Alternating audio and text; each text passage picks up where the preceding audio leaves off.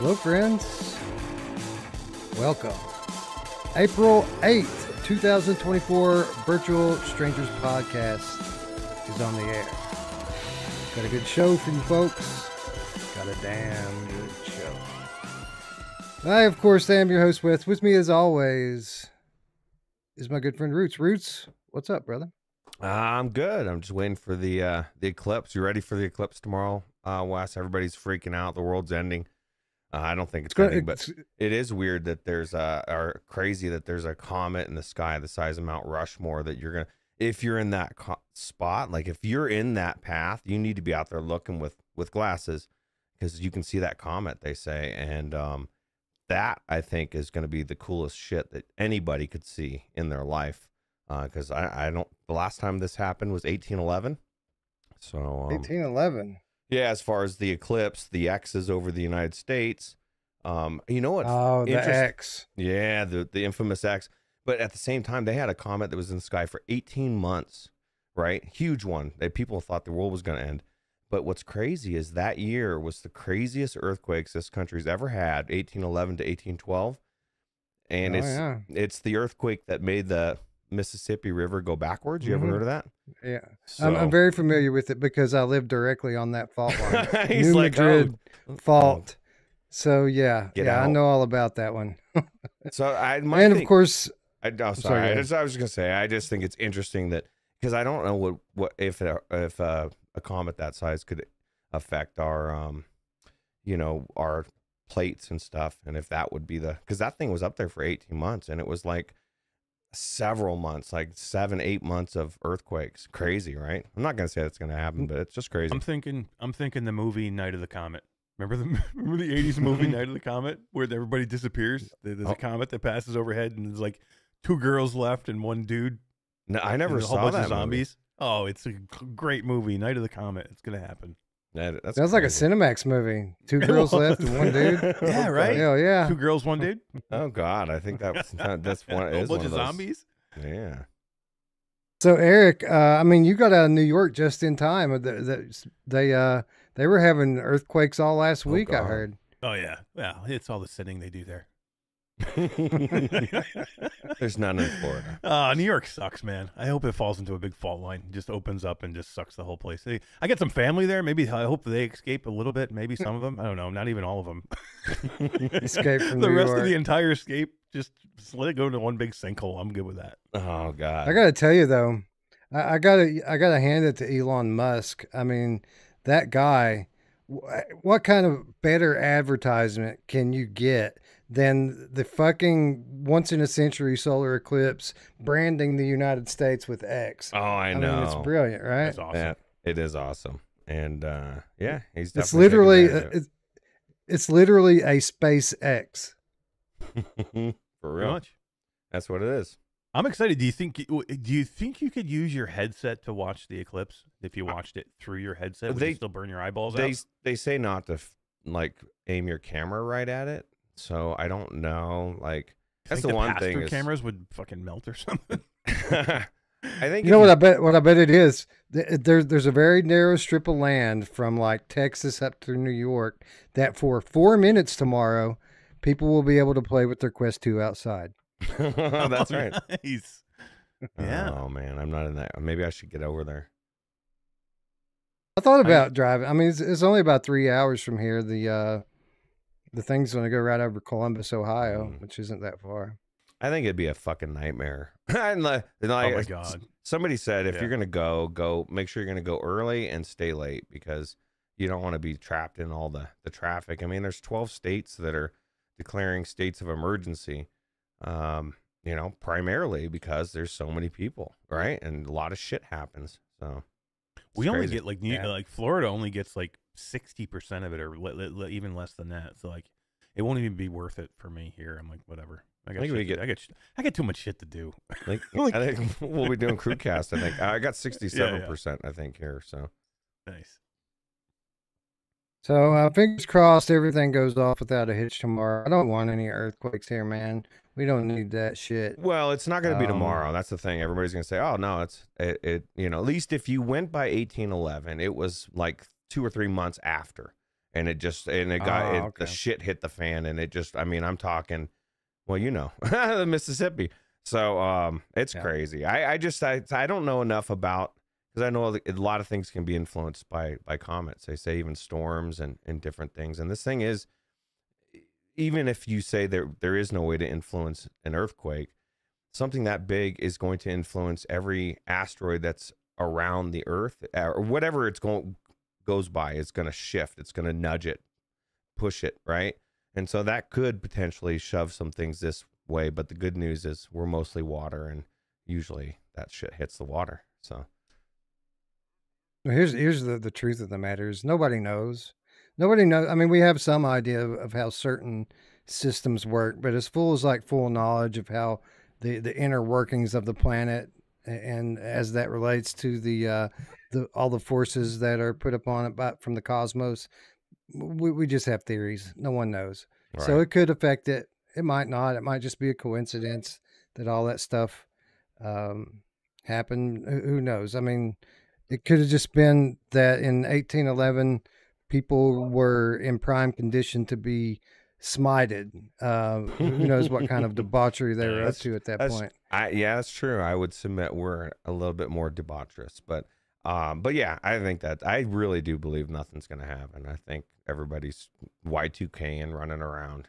I think it's interesting. I think it's crazy. And I think if you are in that path, I would be out there with some kind of protective glasses, checking out that asteroid. And I think that's kind of what's for me is exciting. I want to see some video and shit. You know, somebody's going to take some really cool video of that thing. And I think that's cool too. It is. It's pretty cool. Cool times. Cool times to be alive. Hey, speaking of which, what a month for VR, guys. Oh yeah. I mean, we got a list. This is our first Game of the Month episode. I don't remember. It's October, maybe. Game of the Month October might have been our last one, I think. It's the last one we've had for the first one we've had for quite some time. And the lineup this month, just ridiculous. Games on top of games on top of games. It's like 2 episodes. There's so many games. And most of them we played. Not all of them, but most of them. And a couple of them we even have keys for. So we've got an excellent show lined up for you tonight. It's a damn good show. So why don't we kick it off, because it is kind of late. Let's go ahead and get this thing kicked off by saying hello to our friends in chat. Old Darth is here. Says it's going to be a tough call this month. It absolutely is going to be a tough call this month. I didn't think it was going to, guys. Like, so when I'm sorry, go ahead, Eric. I was going to say every platform too. Like, it's not, usually we have tough calls. It's usually one platform, and then, you know, something else is not great. Every platform has a lot of games, number one, but really good games like that are like tough calls. Mm-hmm. Yeah, and you know, when we decided last week that we were going to do a Game of the Month this week, I thought to myself, "Oh, that's going to be easy. Like, I already know which games are going to win." So then, about Tuesday this week, I started looking to put the list together. And then I realized, oh, it's not going to be that easy of a call. So then, after I got the list completed yesterday or Friday, and I started playing the games, it got even worse, because games that I did not expect to like or like very much anyway, turned out to be some of my favorite games I've played this year. So, like, now I don't know who the fuck is going to win. I feel like we're going to probably have some ties, some draws this month, and some runners up, because there's just so many good games. It was a great month. March 2024 was a great month for VR games. Definitely. Mark Pringlesleaf is here. Philozic says, I need to finish Genotype. I need to finish Genotype. Something that occurred to me earlier tonight, actually. Hussein X is here. Matt and Kuda. He says, Genotype for the win. Not so fast, bro. Not so fast. PSVR 2 probably had the best month out of the 3 platforms. We always have lived in the castle. Mary Cat is here. Nice. What's up? Chatty is here. Samson 143 VR is here. Spaced Innocence here. Salvador is here. D's here. What up, D? She don't take no shit from nobody. You got that right. Milkai, the Soul Reaving Game Cat, is here. Says, I'm near Indianapolis, so I just happen to be in the line of totality. That should be cool. Should be. Yeah. Mark Pringlesleaf says, I always wanted to experience an earthquake. Not me, bro. I've always kind of wanted to see a tornado in real life. Not like close enough to kill me, but close enough that like I'm in the danger zone. But I've never wanted to experience an earthquake. Thank you. That's so funny too, because like most people, their biggest fear is being inside, right? So they'll run outside. But I was reading all about that, at least in that 1811. Some of those earthquakes were so big that it swallowed people up in the it sounds like Judgment. Swallowed people up because like 500-foot gaps just fucking opened up and people were there, how crazy. Who has a 500-foot gap? My mom! Oh God. Oh, so that definitely won't. Yeah, at least. You know who else likes to swallow guys up? My mom! In it's one sitting. Yeah, so that's crazy. That is crazy. JS is here. Roy Schwartz is here. Mr. Lord Beavis is here. Killa Sam is here. That Dank Cheese is here. GameCat Photo Nutter is here. Rogue TR is here. Evan Yabu is here. Hooked Worm, the Hoosier Game Cat. What up? He says Hellsweeper for the win. Maybe if Hellsweeper had launched this month, Hellsweeper probably should have waited until this month to launch, but they didn't. So unfortunately, we can't consider them this month. I've seen a couple of comments like that. I saw Ryan Brandon say in the Discord, PCVR and PSVR 2 OVRDARK, and I was thinking, if PCVR would have been this month, then maybe. Maybe. Not sure, but maybe. Who else is here? Scrolling up. Brondo's here. I think I might have already said hello to Brondo. Mal is here. What's up, Mal? Ryan B is here. Q Creator is here. Brandon VR is here. He says, save me an OVRDARK key. Yeah, we don't have OVRDARK keys. Spoiler alert, we don't have any OVRDARK keys. Not this week. The keys we do have, though, are on fire. They're bangers. They're bangers. Indeed. They are bangers. Four Wheelin's here. Silver Nexus is here. MVR SpryGuy is here. Happy birthday, SpryGuy. He was number one. We have any... He was first. That is right. Nice. We got Gilman slipping in at the end. Brooklyn Menace as well. Robbie Y and Ben L of the GameCat Army. Batman, Kissed by GameCat Woman, slipping in as well. What about Distracted? And Distracted is here. What's up, everyone? Thanks for hanging out. Hit the thumbs up. Do us a favor. Hit that thumbs up button and see if we can't make it into some other Night Owls feeds. I always forget to ask for that, Ruuts. Like, we ask for subs. We ask for donations. We tell people that they're welcome to come and hang out with us in Discord. But we never ask people to like the video. Like the videos. We always ask at the very end too, and those are the people that we know they've already liked it. They've already subscribed like fucking 5 years ago. So. Right, exactly. So yeah, if you all don't care, click that little thumbs up. See if we can get these numbers a little bit higher.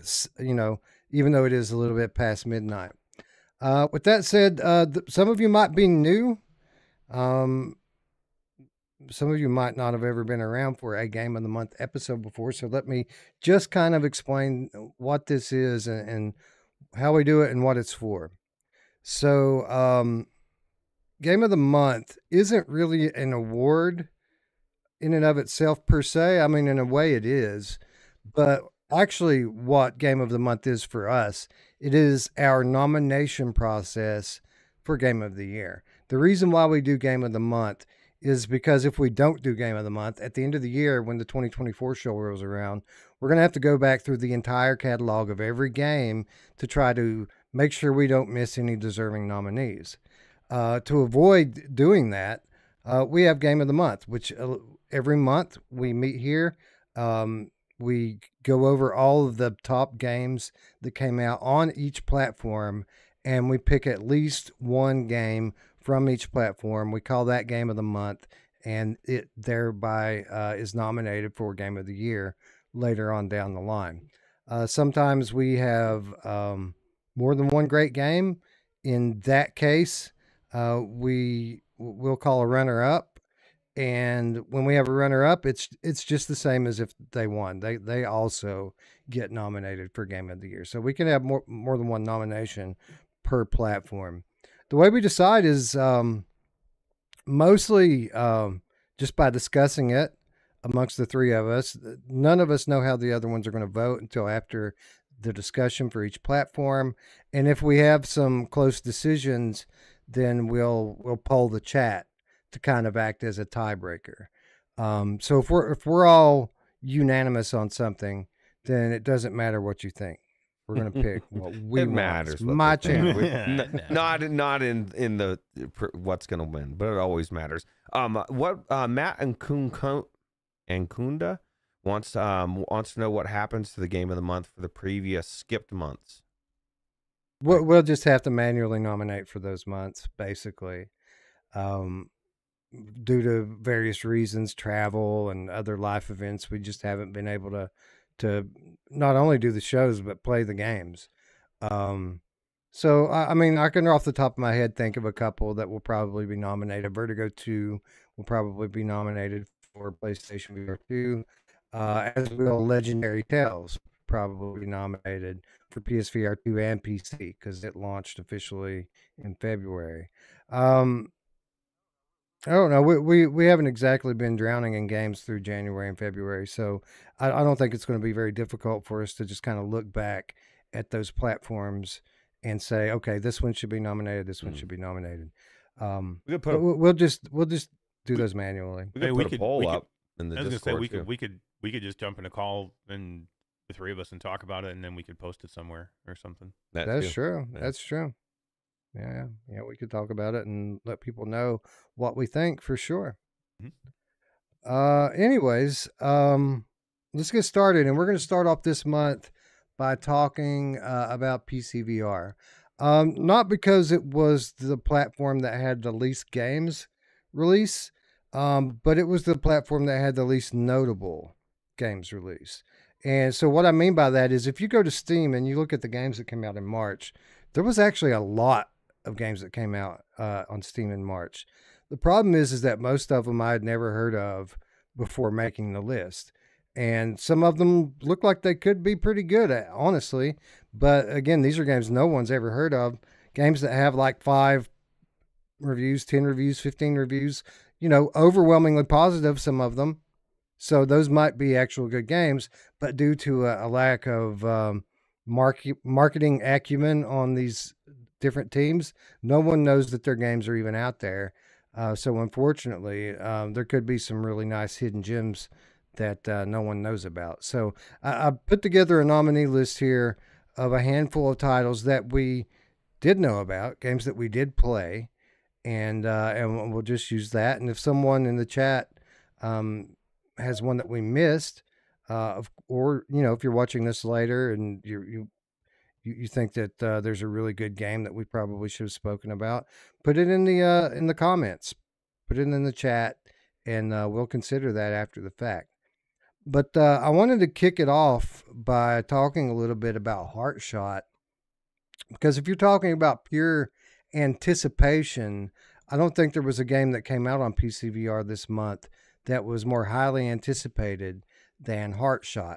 And while Heartshot actually isn't a nominee because it's in early access, and we never allow early access titles to be nominated. We wait until they hit full release, and then that's when we vote on the final version of the game. But I did want to take a minute to talk about Heartshot because it was a fairly well-known launch and a highly anticipated title. And while I haven't played it, Ruuts, I believe you have. What do you think? Actually, I thought it was a lot better than I thought it would be. I thought it was done very well. I guess when it came out, it had some bugs. I didn't encounter any bugs. Looked amazing. The magnet hand things, or I guess they're metal hands. You can so there's anything metal that they allow you to, you can manipulate. You can grab guns. You can grab different things from a distance. You can open levers. And I thought it was all cool, but what the best part of it was the story of it, and just the way that everything unrolled. It was really good. And I look forward to actually getting to play more of it. So yeah, I would have played more of it today if there wasn't just so many other games that needed attention this weekend. Eric, it looks like there's a little bit of Half-Life inspiration going on here. Do you see it? Yeah, I mean, there's a lot going on here. And this was one of the games that I told you, I'm like, I want to go play this game, but there was so many other things, and I knew this wasn't really up for Game of the Month. I'm like, I really probably shouldn't, because if I think if I got in here, because this is my kind of game, I probably would have spent most of the night in here, and that would have been a bad move for me. So I actually ended up not going in here, but I did watch a little bit of footage. And I had some stuff from some other people that I had talked to. So it looks great. I'm gonna spend some time in this game.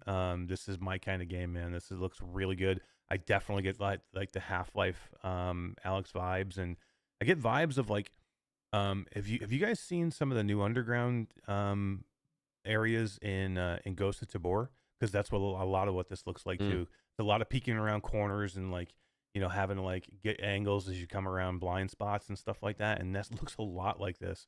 So this looks fantastic on PC, by the way. So I'm really stoked about this game. I thought the exploration in this was better than Half-Life Alyx even. There's just so much to as you're roaming around, looking around, so many different types of weapons that the enemies are constantly dropping, being able to throw melee weapons, and it's just really good. Anyway, sorry, Wes. No, it seems pretty awesome. So this is a story driven campaign that takes place over 3 acts. The first act is available now in early access.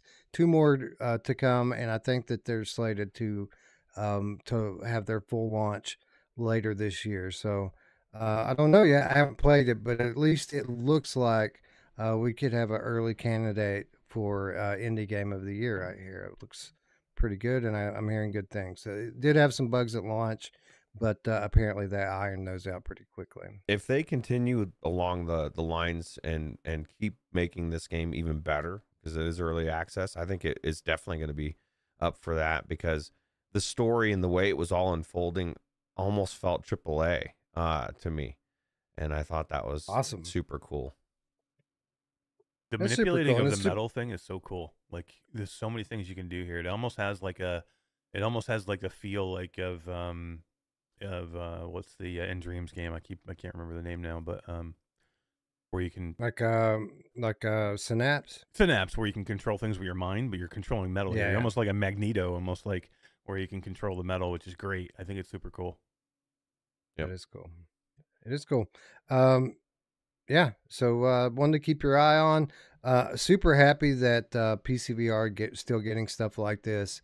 Indie devs continue to make Steam VR an excellent platform for high quality VR experiences. Anyway, we move along to games that we did play, games that are out of early access, and games that are nominees for PCVR Game of the Month. First of all, we have The Pirate Queen.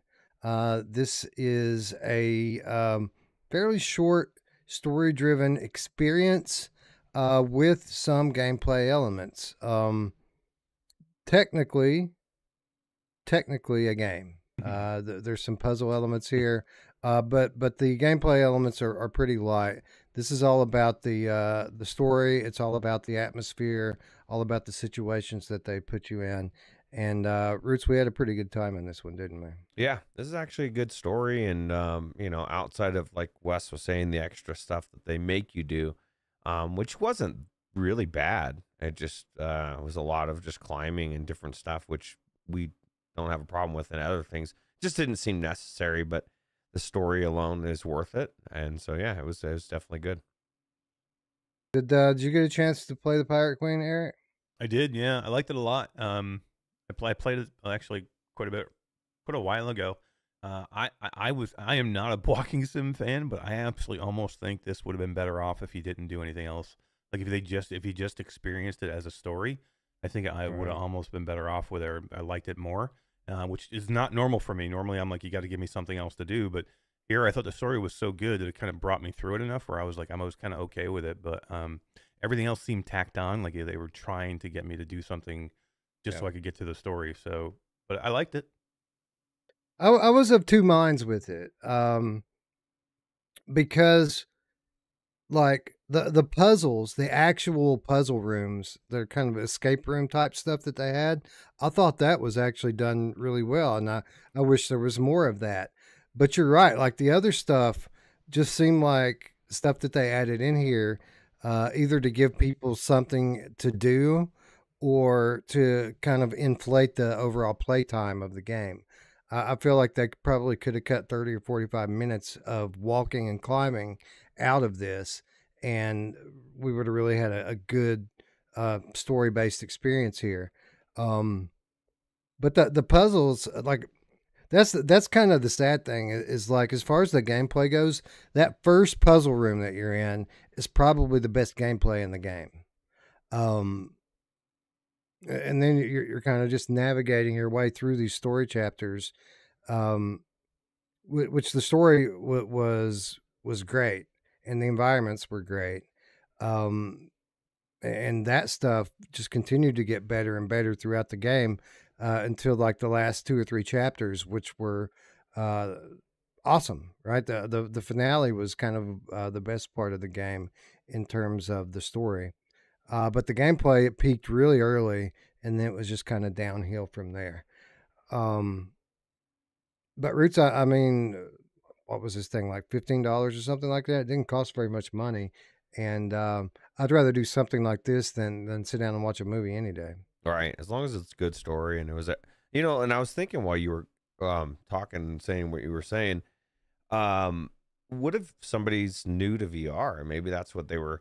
You know, because the story's good, and it's not like the gameplay's bad. It's just the same stuff we've been doing for 5 years, climbing ladders and going across rope things. But if somebody hasn't done much, they probably thought that was really cool. You know, like, oh my God, you know, I get to climb again or whatever.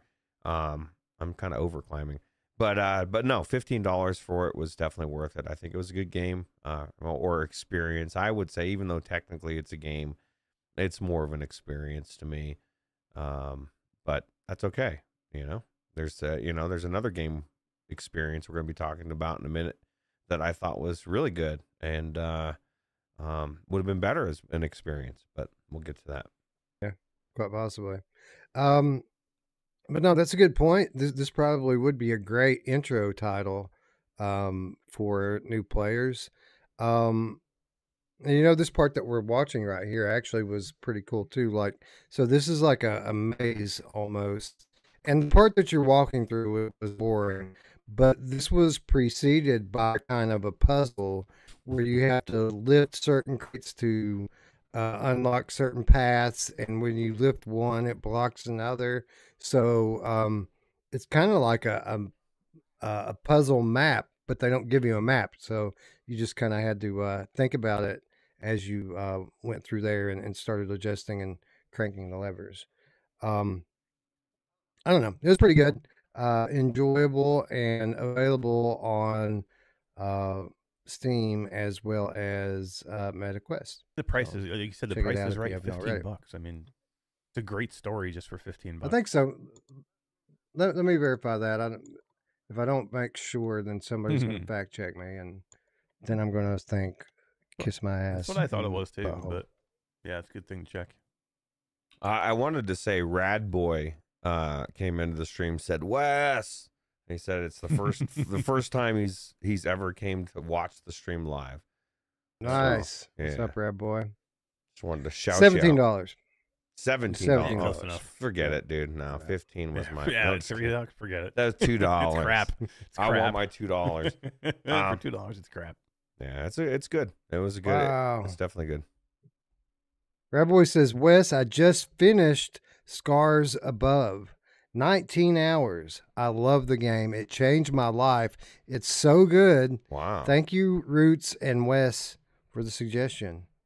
Yeah, so Eric, we did Scars Above a couple of weeks ago with Unreal Engine VR mod, and it was a life-changing experience, and you missed out on it. I did. It's just wrong. Well, anytime that Eric's not there, that's wrong. He's the big toe. That's big words from Rad Boy. I mean, for that, number one, you guys said it was awesome, so I was gonna want to do it anyway. Good. But for somebody to say, 19 hours into the game, love the game, it changed my life. Shit, I need to go play this thing. Yeah, that's true. Yep. So that was the last mod that we did. The next one that we're doing, Rad Boy, is Weird West. So you might want to go ahead and get ahead of us on that one. We should be talking about it this weekend. Yeah, and you may already have it in your Epic library, because they gave it away for free a year or two ago. So I know I've got it in both, I believe. So and something else for you patrons out there, Ruuts recorded a 90-minute gameplay video exclusive to the patrons, because we hadn't done any exclusive content for them in a while. And at the conclusion of this episode, I'll be posting that one on the Patreon. So thank you to everyone out there who supports the channel. Sorry we've been away for a little while and haven't had much chance to give you guys anything special, but my boy Ruuts here on the spot this week with a exclusive gameplay. Yeah, God, Ruuts is on it. I'll tell you what, that's such a good game. I think you guys are going to really like it. I hope so. That's on the schedule for this week. So hopefully we'll be back on Friday, and we'll be able to talk about that then. Anyways, moving along, PCVR game number 3 is a little game called Stilt. This is a first-person platforming game that launched this week across all major VR platforms. Or I guess last week it launched across all major VR platforms. This game can either be played as a single-player platforming campaign, or you can have up to, I think, 8-player six or 8-player multiplayer in this as well. Yeah, head-to-head versus multiplayer in a number of different game modes. A whole lot of game here, Ruuts, and a pleasant surprise with me about this one is, even though this is one of those games that you use your arms for locomotion, having those stilts on there really makes a difference, doesn't it? Absolutely. And it's not like other games. I know I know Dee was saying she was kind of worried about it was more like monkey tag or whatever it's called. What is it? Is it called monkey tag? I don't know. Monkey do. Gorilla tag. Gorilla tag or monkey see, monkey do. Yeah, monkey see, monkey do. I'm getting them mixed. I'm mixing them both. Or out of hand, which was a better version of that type, but it's not even like that. It's completely different. And at first I didn't know if I was really I liked it, but I didn't know if I really liked it. But it was like after, I think, the second world or something, when I really felt like I could control where I was going, and then it changed everything, because now I can actually platform like a platformer, and then, like you said, it adds a whole new scope of things just by how you're bouncing around and doing things. And you can do it several different ways. You can go slow. You can methodically go from each little platform to platform. You can take bigger risks. If you feel like you're getting really good, you can start to stilt your ass all over the place. And that's what I like to do. And I thought it was, what the coolest part was, once I realized how the main world is all set up, and how, like, you have each individual world within the worlds, and I just thought it was cool. And then, of course, you see them shooting weapons, different weapons you pick up. So I just think it's a different type of platformer that is the best of this type, where you're using your hands, and it was cool. Yeah, agreed. Eric, a whole lot of game here with Stilt. Like Ruuts was saying, through the single player campaign, there's all kinds of like little hidden areas and things you can go into, and big worlds that are very vertical and horizontal. I mean, a lot to like here if you're into platforming. This game, out of anything I played to prepare for the show, shocked me the most. Because I thought I was going to hate it. I thought it was like, this has been done. Like, I literally thought this looked to me like Out of Hand, which I really liked a lot. Like, Out of Hand was one of the better games I played of this style. And I'm not a big, like, No More Rainbows fan. I'm not a Gorilla Tag fan. I'm not a Monkey Do fan. Even though they're good games for people that like them. They're just not my kind of games. Right. So I had zero expectations for this game. I'm like, this has been done, and it's not really my type of game. I love this game, man. The movement is so cool. Yeah. It's way better than I thought it was going to be. Like, I thought it was going to be like slow, and I have to like almost like No More Rainbows, where you have to like really feel like you're pulling yourself through the level. And it's not what it is here. Like, the stilts allow you to fling yourself up so high and so far. And at first it's tough to control and tough to figure out until you'll have that almost like that aha moment where you kind of play through it a little bit, and you be a little bit slow. And then you start getting like a little bit more, feeling a little more comfortable. So you're trying to take more risks, and then it gets a little bit harder. But then you have that moment where it kind of clicks, and you're like, bam. And then you're throwing yourself all over the place. You're taking chances, throwing yourself on platforms that are over water or over big, falls. And man, there's so much here too. There's like all different types of levels, different types of gameplay between the different levels, which I thought was cool. And I didn't even try the multiplayer yet. So I thought it was awesome. Yeah, I had a chance to play a little bit of the multiplayer, and it was pretty cool, man. Like, I got in with the some of the game cats when this game launched, and it's cross-platform multiplayer. Like I said, I don't remember if it was like 6 or 8, but they had 4 or 5 different kind of gameplay modes that you can challenge each other in, and they were all good. They were all fun. And the way it works is they give you 3 to choose from. You pick, you play. It takes about 5 minutes for a match, and then you all come back out to the lobby and you pick the next one. You know what? Really cool. Another thing I liked about it too was the stamps, right? Because the stamps actually give you something that you can do. And I think there was more to what you could do with them than this. But like when you die, which it's pretty easy to die sometimes, and you don't want to start over. It gives you opportunity to continue, but it costs 10 stamps, right? Mm-hmm. So it gives you incentives to where now I want to get every fucking stamp, right? And I think they may have had some upgrades and stuff that you can do with the stamps, but I'm not sure. I like I said, I didn't do anything more than just I cleared the first 3 worlds. So, but I'll definitely be going back to. Just because I enjoyed the way it felt. It was fun to play. And the point is that you need to get the stamps. It's not like something like a regular platformer with the coins that give you extra lives, and then you get some lives that it doesn't matter anyway. You got to have these stamps if you don't want to start over again a whole lot.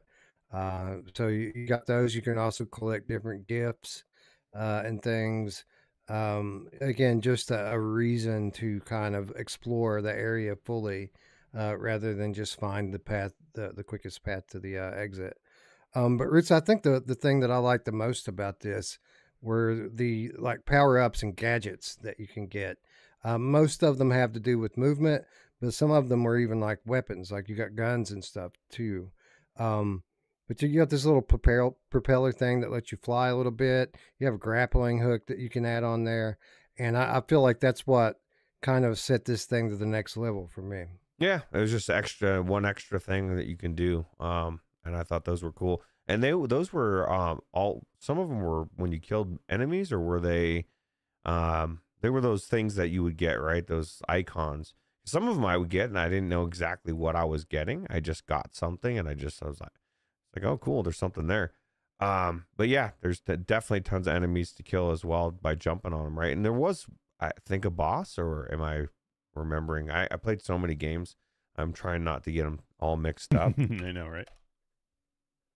Were there bosses in this? I can't remember, honestly. There is. I think there were. Yeah. I don't know how many there are because I didn't play through that far, but I got to at least one boss. Okay, that's probably the one I got to. And one of the cooler things too is like when you're going over, and there's a lot of ways you can you've got this thing. You can stretch your thing out and just barely grab onto hit the ledge, and it stops you, right? Like you don't have to be landing on this thing perfect. You can extend that stilt out, and that's pretty cool too, I think.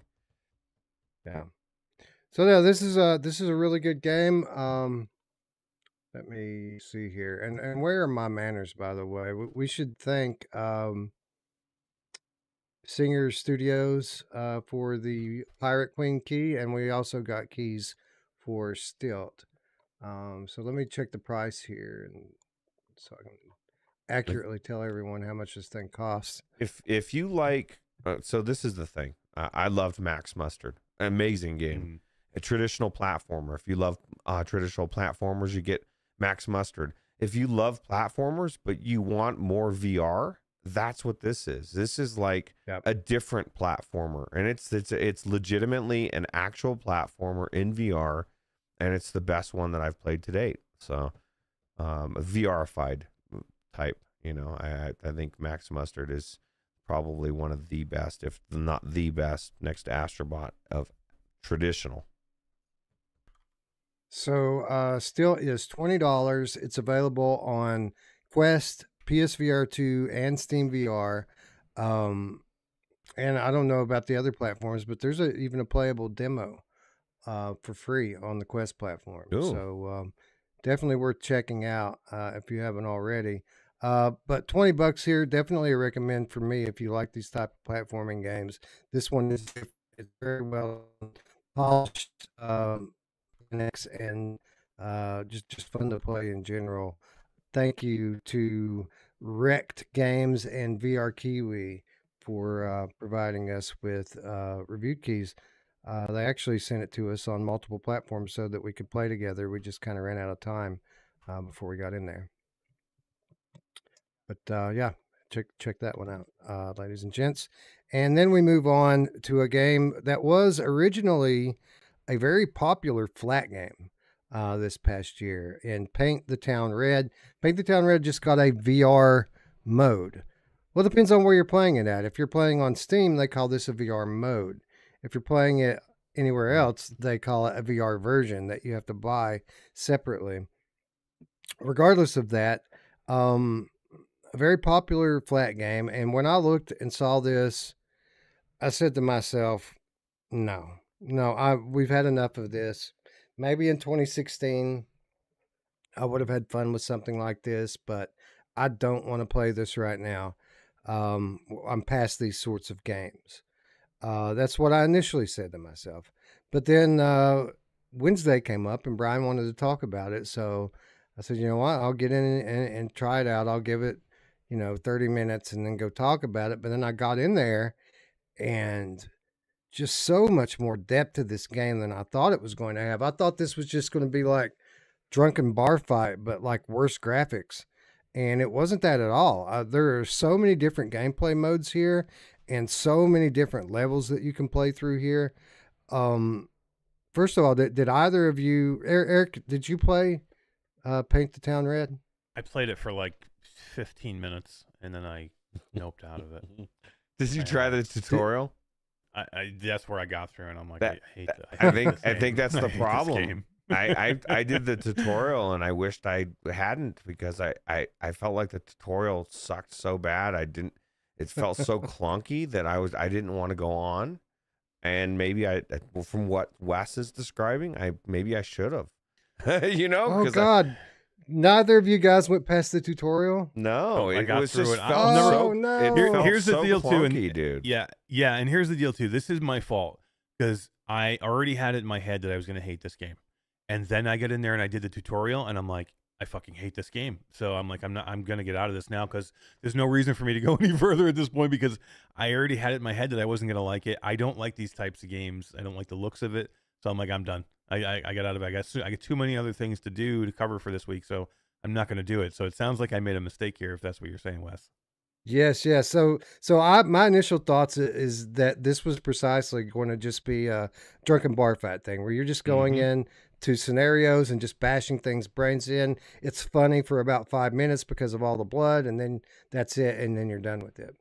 And there is that. So they have what's called a scenario mode, which puts you into those scenarios and lets you fight, just like I said, and that's it. But if you get past that, there's a mode on the bottom, and I can't remember what the name of the mode is. Maybe someone in chat can remind me what the name of the mode is.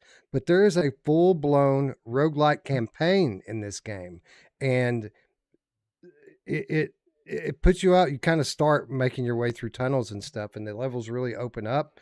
But there's 4 character classes in this, which have different attributes for your character, as well as different special abilities. And that's why I told you guys to go into the tutorial. It wasn't because the tutorial was some awesome thing, but you need to know how to perform those special abilities. I made the mistake of not going into the tutorial, and I started playing first, and I was missing out on a whole lot because it would tell me, hey, your special ability's charged up now, use it. And I didn't know how to use it. So I went back to the tutorial and I learned how to use it, and it got a lot better. But you have like a brawler type character, you have a sorcerer type character, and then a couple more like in between characters that specialize with different weapons and different abilities, different special moves. And then you go through these campaigns, and you, like any other great roguelike, there's buffs that you can get that only last for that run. And then there are other buffs that you get that are permanent and that you can continue to level up your characters. And that part of this game was fun. So it's still a brawler at the end of the day. You're still bashing these things heads in and using projectile magic or whatever to shoot them from a distance. But there's so many different weapons. There's so many different ways that you can fight. There's so much progression here. I really had fun with it. And there were parts of this game that I didn't even get into that I found out about later. And that's through the modifiers. So like if you go into the modifiers, there's this whole different page of things that you can do. And some of those things change the game pretty dramatically. It's not just small little tweaks to the gameplay like most modifier menus are. For example, this game has a super hot mode, which turns this game into a fucking full-blown super hot game. So all the environments are white. All of the enemies turn into red crystal. Like they only move when you move. Like it's literally plays like super hot, and it's called super hot mode. I don't know how they could get away with that, but they did. How were they doing this? Like, because it looks exactly like super hot, and they actually call it super hot mode. So like they must have got their permission, I assume. I mean, it's in the game. There's no way they didn't. Yeah. Distract Head says, "I'd much rather this than drunk bar fight," and that's how I feel. And I think it. I probably should go and check out these modes, but at the end of the day, it's still. I didn't like the way that it felt to kill these things. Just you know what I mean? The melee. It felt really clunky. So if the game feels clunky like that, I might have an issue with it, regardless of how cool the modes are. Eric, how did that? Is that why you didn't like it? Because it just felt weird. It just didn't feel right. It definitely didn't feel right. Like again, and a lot of this is my fault because I just assumed I wasn't gonna like it, and I went in there and it didn't feel right to me. So I'm like, I'm not doing this.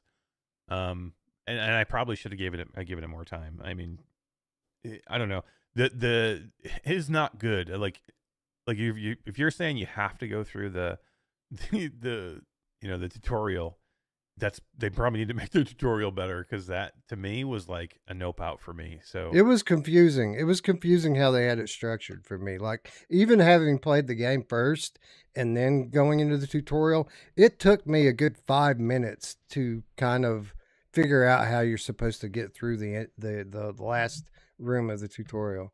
So that it wasn't the best tutorial. I'll give you that. But yeah, oh, go ahead. I was just gonna say, if you have a game that looks like this and you have people are going to assume things about it almost immediately.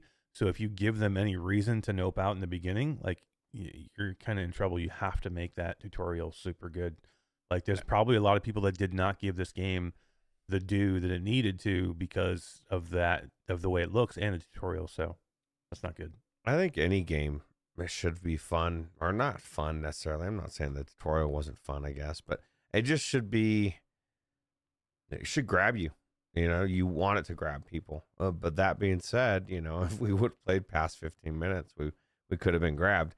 Somebody was saying that another person finally made it to their first thing.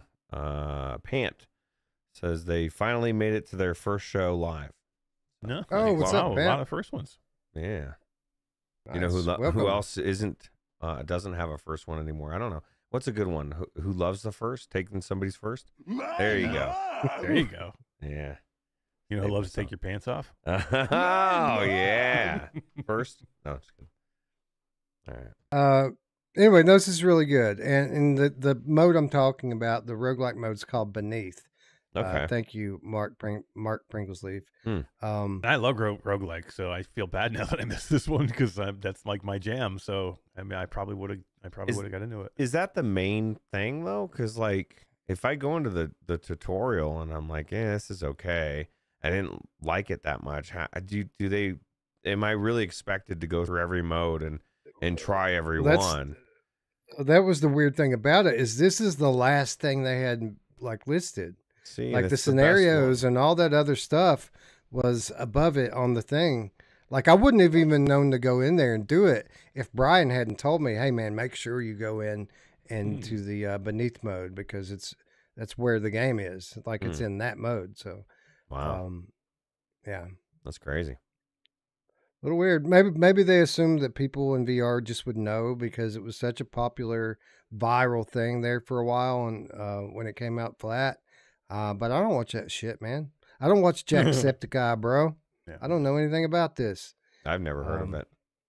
So anyway, it was fun. I did not expect to like it at all. I did not want to play it at all, and it was actually turned out to be pretty good.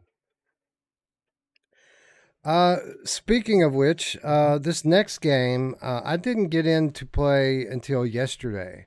HappyFunland came out this month. This was a highly anticipated game for me for a long time, just because I thought the trailer looked so cool. And they announced this game last year. First of all, before we get started, thanks to Perp Games for sending us review keys, both on Steam and PSVR. This game is not available on Quest, only on Steam and PSVR. And that's typically a pretty good sign, right? When a game supports those two but doesn't support Quest, it normally bodes well for the quality level of the game, at least in terms of production value. It should. Anyway. And it did. It should. Right. Anyways, you know, I was really looking forward to this game a lot. But this game dropped as we were about to travel. And I was dealing with other stuff, and I really couldn't play games. So I didn't play it on launch. And then the reviews come out. And typically I don't watch a lot of reviews, but there are a couple that I pay attention to what they say. And, you know, I saw the headline from Gamertag VR was that this was a terrible horror game, just a terrible game. And then I saw Brian Paul, which I expected more of a better score out of him, because like myself, Brian's a fan of horror games. And so I expected, you know, if this game's good, Brian will like it. 5 out of 10 for Brian. He wasn't a big fan of this game. And I saw a couple of more negative things, and I thought, man, it sucks so bad that this game isn't any good. And I never played it. So I didn't play it. I did kind of watch and read a few reviews, and there were some people that liked it, and there were some people that didn't like it. And it really just killed all of my excitement for it. And I never got into it until yesterday. Ruuts, I was shocked. I was shocked when I got in this game yesterday, because I fucking love this game. I love it so much because well, first of all, you know, like I said a moment ago, I'm a horror fan. But second of all, I'm someone in real life who loves going to amusement parks. I've spent many days, hundreds of days at amusement parks in my life. So this is kind of a perfect recipe for me. And they have done such a good job of recreating this park and then making it kind of this fucking hellish place that's like ominous world.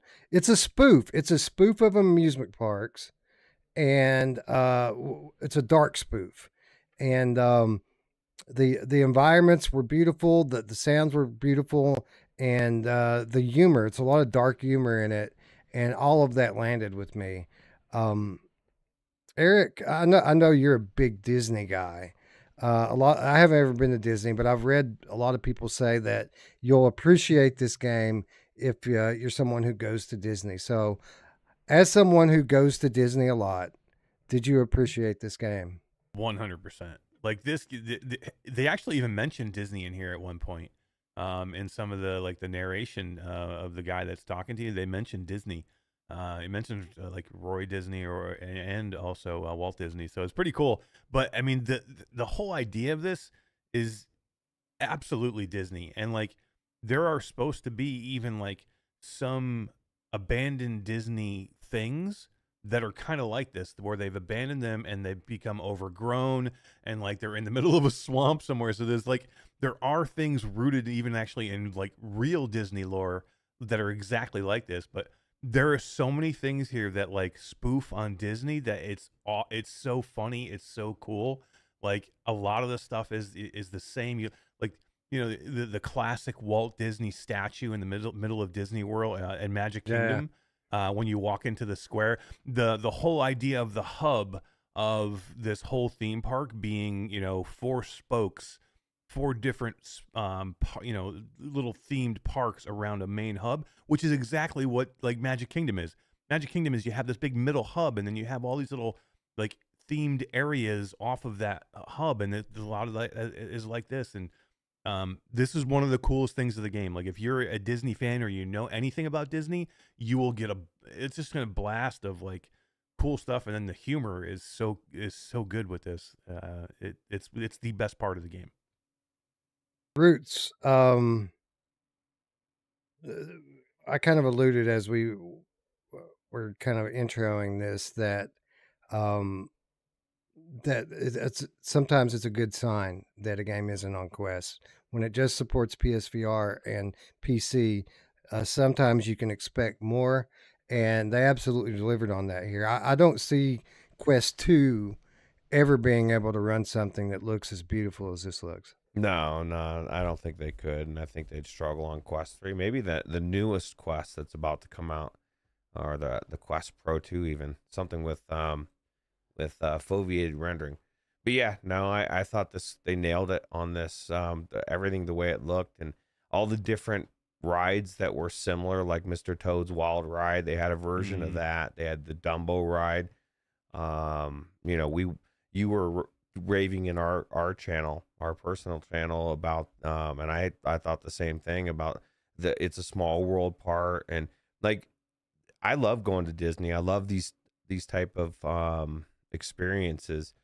But what was cool about this is like they really want to push cigarettes. Like everything in this fucking place has a cigarette in their mouth. Do. It's awesome. Even the kids in the it's a small world type of thing, every one of them had a cigarette in their mouth. And I just thought that, like you said, the dark humor, they nailed it on every level. And I know why Brian, says he didn't like it. As far as if you're thinking from a horror game, this isn't really a horror game. It's a spoof. Like if you can't come into this thinking there's a couple of jump scares, but it's not really scary. I just thought I thought it was really cool. I want to finish it. And I'm 100% going to finish this. Like 100% going to finish it.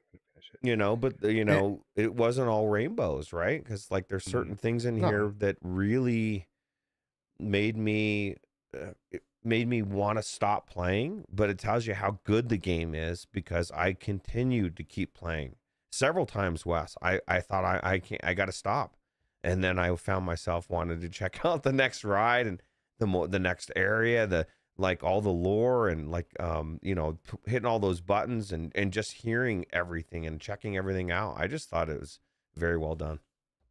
Yeah, the art direction is phenomenal in this game. Yeah. I absolutely love the art direction in it. And you're right. All these kids have cigarettes because that's another thing I like about it. Is because it's like a Disney World that closed in the late 1950s or something, or the early 60s. So everything has that kind of look and vibe to it, and there's a lot of things that kind of would bring culture shock to today's world. But there's so much in this game that I love about the art direction in it, like you know, things that remind me of Here They Lie in some ways. Now, don't misunderstand. This is a very different game than Here They Lie. Here They Lie was scary, and it was very symbolic and had a lot of different things going on with it. But there are some things in the art direction of this game that remind me of Here They Lie. One of them being it kind of being set in that similar time period, right from the early to mid 19th century, and then or 20th century rather. Sorry, and then some of the like more kind of psychedelic stuff that they've got going on in here. There's some really cool psychedelic effects that they have recreated in VR. That took some of the stuff that they did in Here They Lie and kind of take it to the next level in terms of what they're doing technically. I'm kind of watching my words here because I don't want to spoil too much of it. I want people to go play this on their own. But you're right, Ruuts. You said that you could see why Brian and others would have not liked the game because it has some flaws, and really it has one main flaw, and what that is the interactions, the kind of like physics and interactions of it is kind of janky. When you hold things, when you hit things, it's kind of 2016, right? Where like nothing really feels right. Like your hands are passing through everything. When you hit things, the hit detection's kind of wonky, and the majority of the combat in this game is melee combat. So that kind of difficulty that you have with interactions comes and bleeds over into that in a big way. They really only give you two things to do in this game that you would really consider gameplay. One is fighting, and the other is mini golf. There are mini golf areas all over the park, and the same kind of interaction issues that you have when you're fighting, you have the same thing with the mini golf. So it kind of breaks all of that. So if you're coming in this for gameplay, you're probably going to walk away very disappointed, right? Because the interactions are pretty shit. They should have just taken them out. They really should have just taken them out. Yeah, they don't need it. Especially the mini golf. The mini golf is terrible. Like, and you can't do mini golf bad with Walkabout Mini Golf there because it's going to make you frustrated and like you're like, what the hell, man? It's mini golf. How can you frick it up? Like, I don't know. And it's like it really doesn't serve a purpose. It's like it's so dumb and it aggravated me so much that it like I really like this game, but I like it for the atmosphere and the cool like tongue-in-cheek Disney, you know, comparisons and the funny things in there, like having dildos in a toolbox, and you know, like did you see the one thing where they have these like animatronic like characters like opening gates and stuff like that in the beginning, and he's like touching it and rubbing it like he's jerking off or something. Yeah, I mean, there's little things he was going. I was like, what is he doing? I'm like, is he just stroking that thing? I'm like, what the hell is that, man? But it's funny. But it's like the others. It's like Ruuts says, the combat is garbage, and the miniature golf is so bad. The physics are so broken with it that I'm like, what? Why am I doing? And it's only there like it serves no purpose really to be there. You could do any number of things to open those doors that you're opening with the miniature golf. It just, I don't know. Maybe it gets better later in the game, the miniature golf. I don't know, but it's so bad in the beginning. Like, And I only played it on PSVR 2, but the physics with it are terrible. No, it's like the worst miniature golf I've ever seen. I only played it on PC, and it's not that it's bad. Like, you hit it, and it just doesn't. The ball doesn't act like it should. I mean, clearly, it's not a miniature golf game, so that's not really an issue. And that's my biggest issue with this thing is, like, between the miniature golf and the melee of me just doing this to try to kill this fucking robot. I was telling you guys, it got to a point when I heard the robots coming, because they say, I scream something.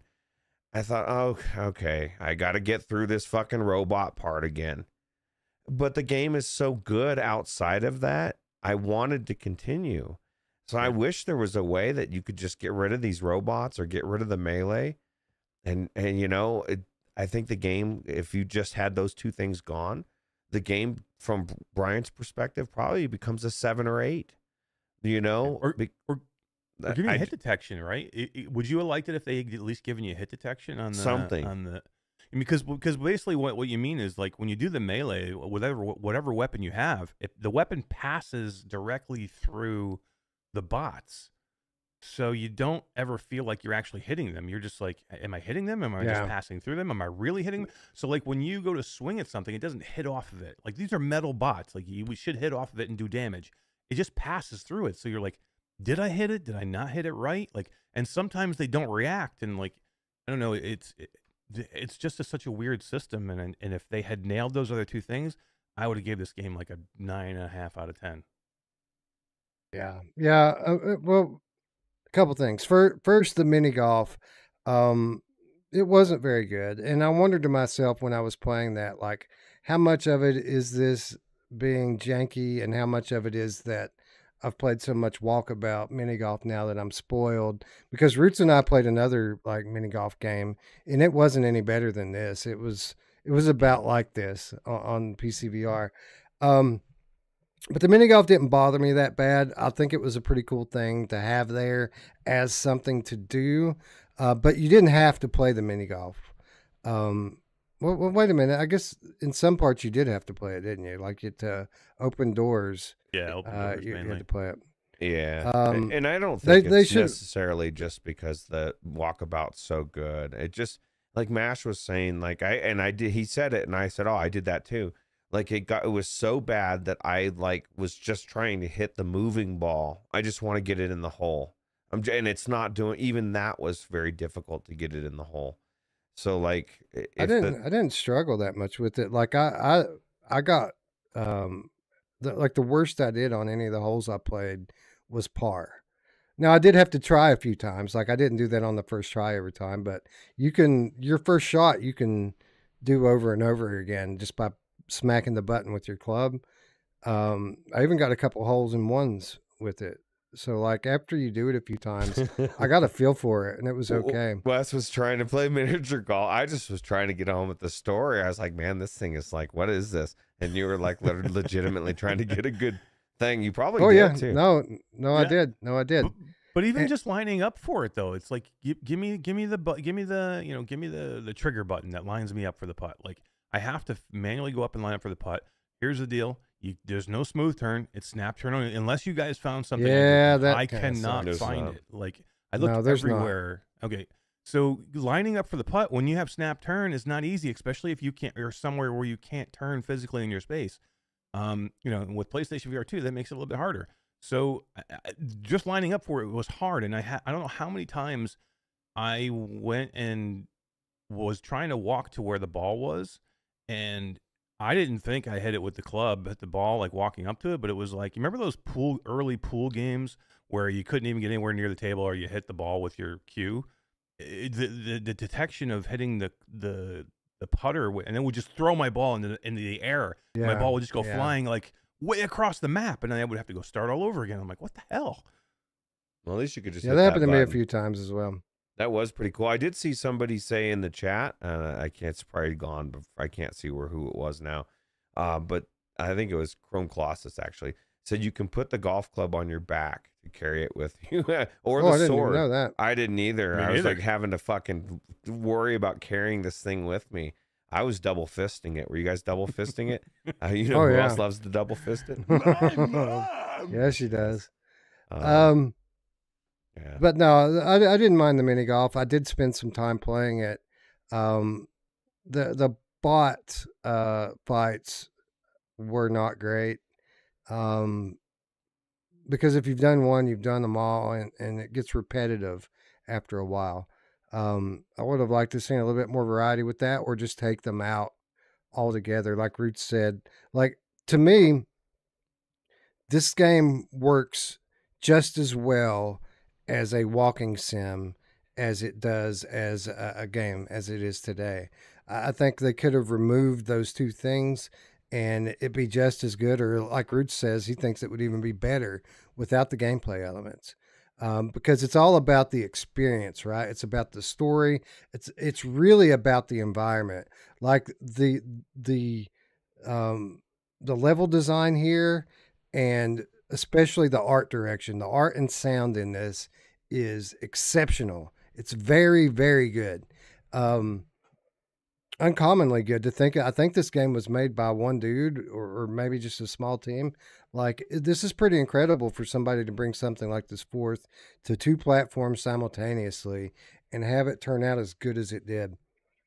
And you know what made me think? Yeah.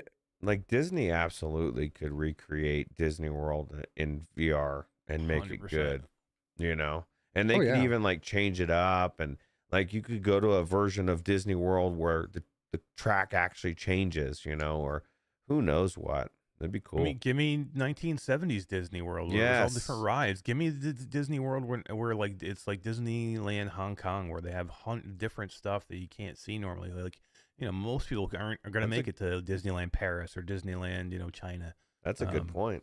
Yeah, I'd love to do those things in VR. Yeah, I've never.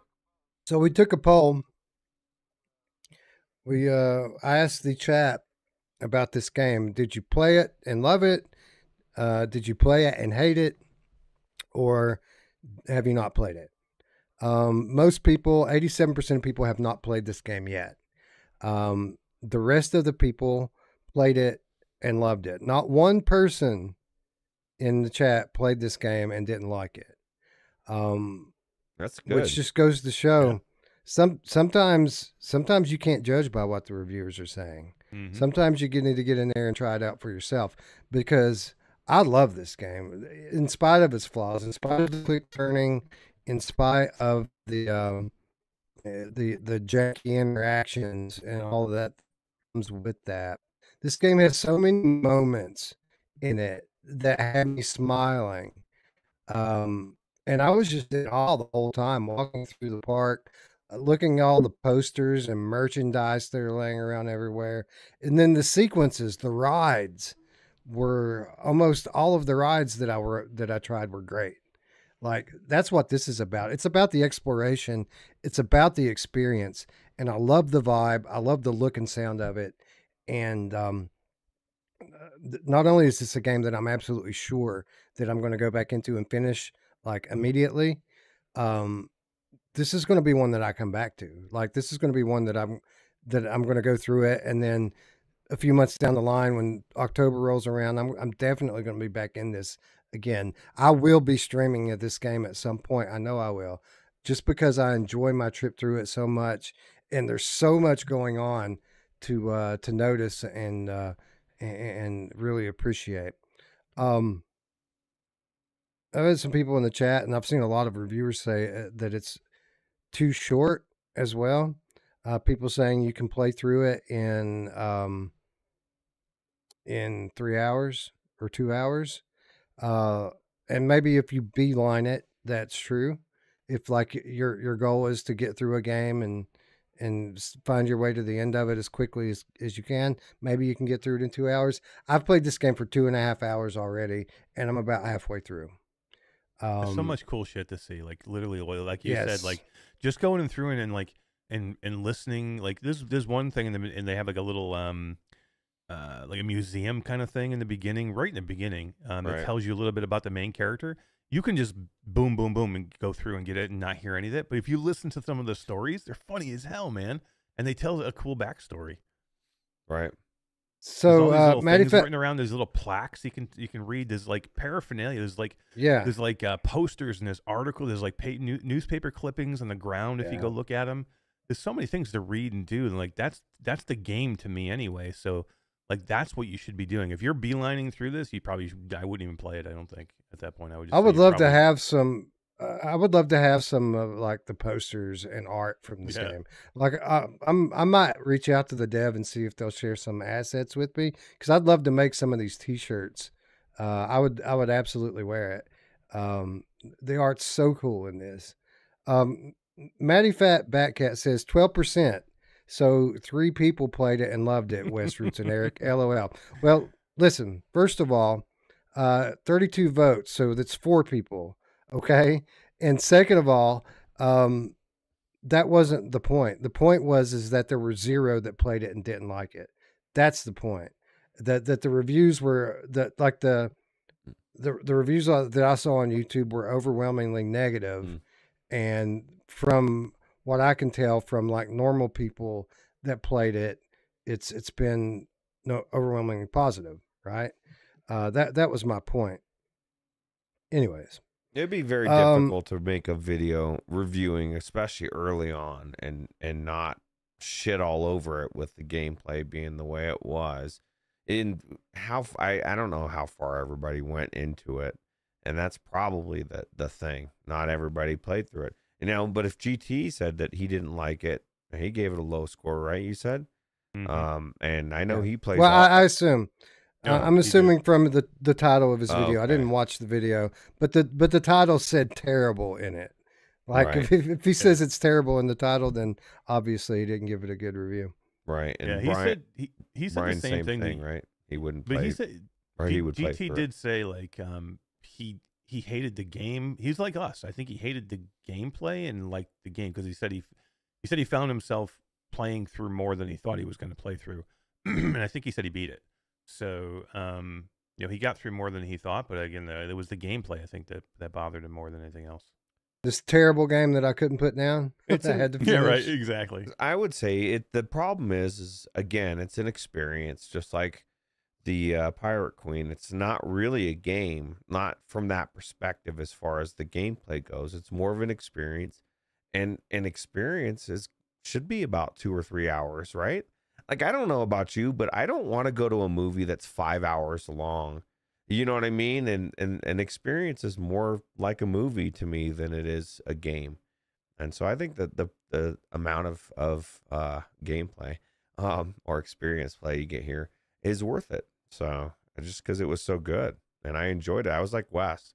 I was smiling during a lot of the different things because there's so many similarities, and you're like, oh my God, I'm in the Pirates of the Caribbean. Oh my God, it's a small world, so I just thought it was really cool. How cool was this is probably the single coolest "You Died" screen that I've ever seen, right? With the super 3D depth of that spiral and then the thing that pops up in your face. Like, that was cool. It made dying fun even, Yeah, absolutely. Although I don't like to die. Oh, but I mean, it's hard to die in this game once you kind of figure what's going on. You just wiggle your sword or your thing around in their face, start smashing their head, try to get their head to explode. So the sword works pretty good. It works better than the golf club if you use it correctly. If you do like a horizontal swipe at the neck, it does some real damage. I found. Maybe that's all in my head, but it seemed like that worked better than the golf club. There was one part that It's a Small World part was cool, melee part wise, but other than that, it was pretty much not needed. It's because when you're on the ride, they make it so that one hit will kill the bots, and if that's all you need, it feels right? It's only when you have to waggle. So kill something. There's the answer. Devs, and there's got to be a way to do this easily. Just make it one hit for every robot. I shouldn't have to bang on the robots for 15 minutes to get it to fall down. You know what I mean? Just you make it just like that, and I think Wes is right.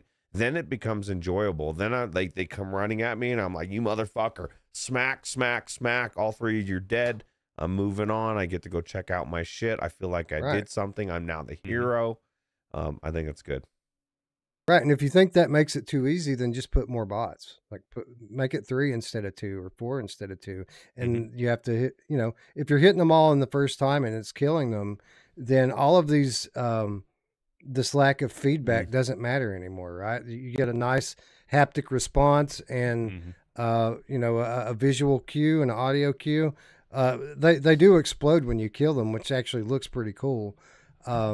I think you're right. I think that's the solution. I think if they want to make it harder, then they need to get the hit detection fixed, or make it one hit, one or the other. Because clearly, more than one hit isn't able to be done, or wasn't able to be done in this game. Because that's.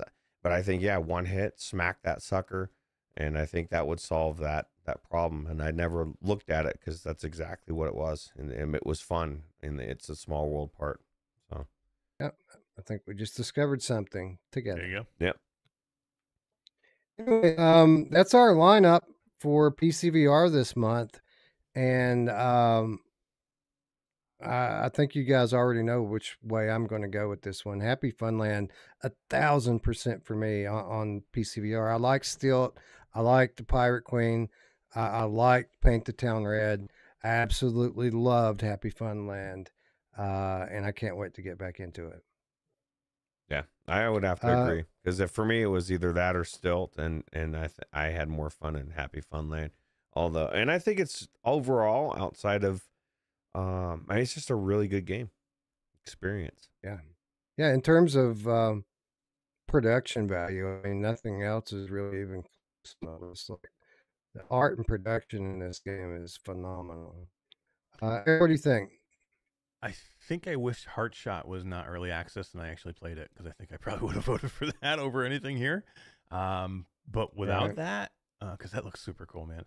Without that, I did have fun in all of these except for Paint the Town Red.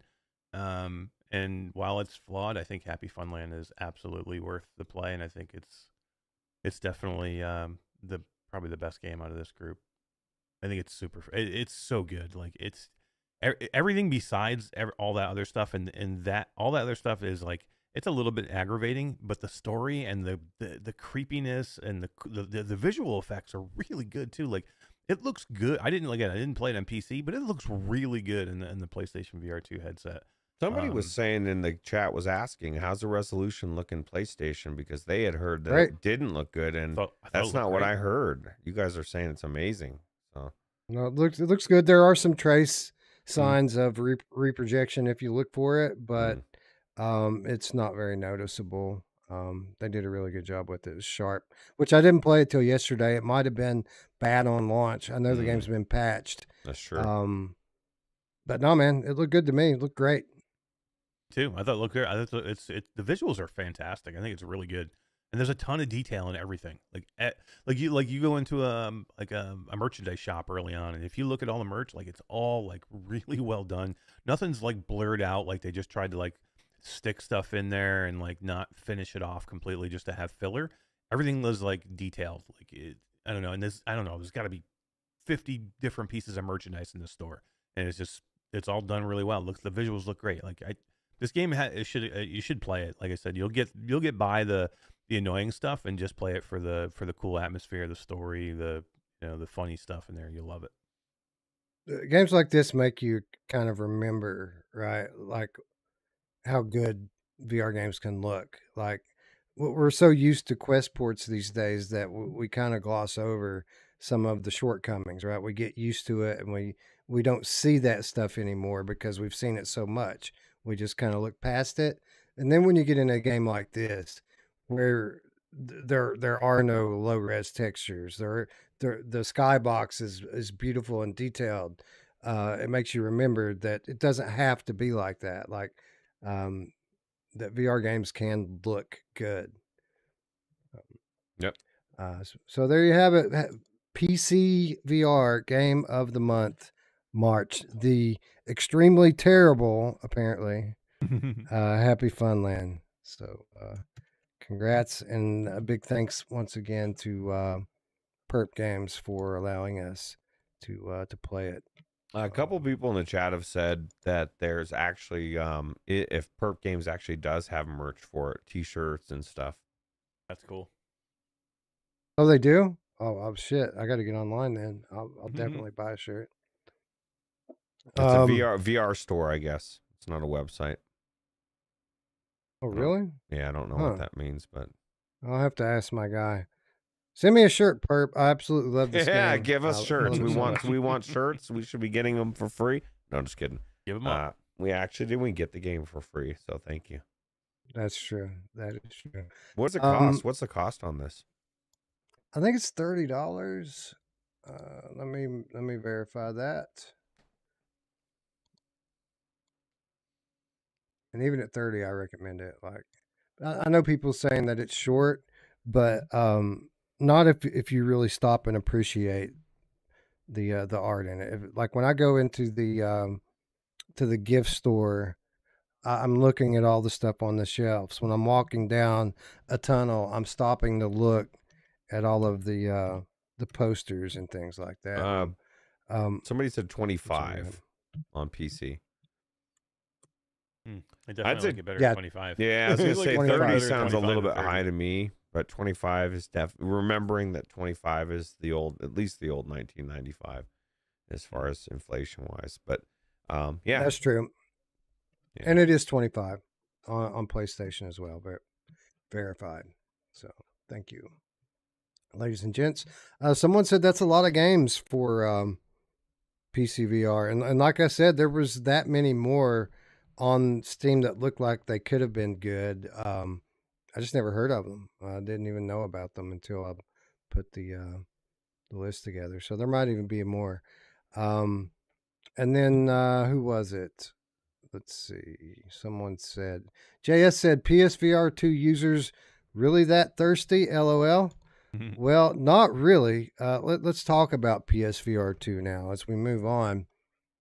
PSVR 2 has 9 nominees this month versus the 5 of PCVR. And I mean, Quest had more nominees even than PSVR, but when you look at the games and you look at the quality of the games on PSVR this month, Eric, I think PSVR 2 had the best month out of the 3 platforms. Agreed. Yeah, I was just looking at the list again, just to kind of compare the two, and yeah, I only find like Quest had a big list, but I see a couple that like stand out to me. PSVR 2, almost every one of these games is good. Like there's quality Quest, in every one of these games. There's no throwaway here. But to be fair, 1, 2, 3, 4 of those have been out on Quest already. So, you know what I mean? True. So you can't really say, well, you know what I mean? Yeah. Those are already been ones that have already been out.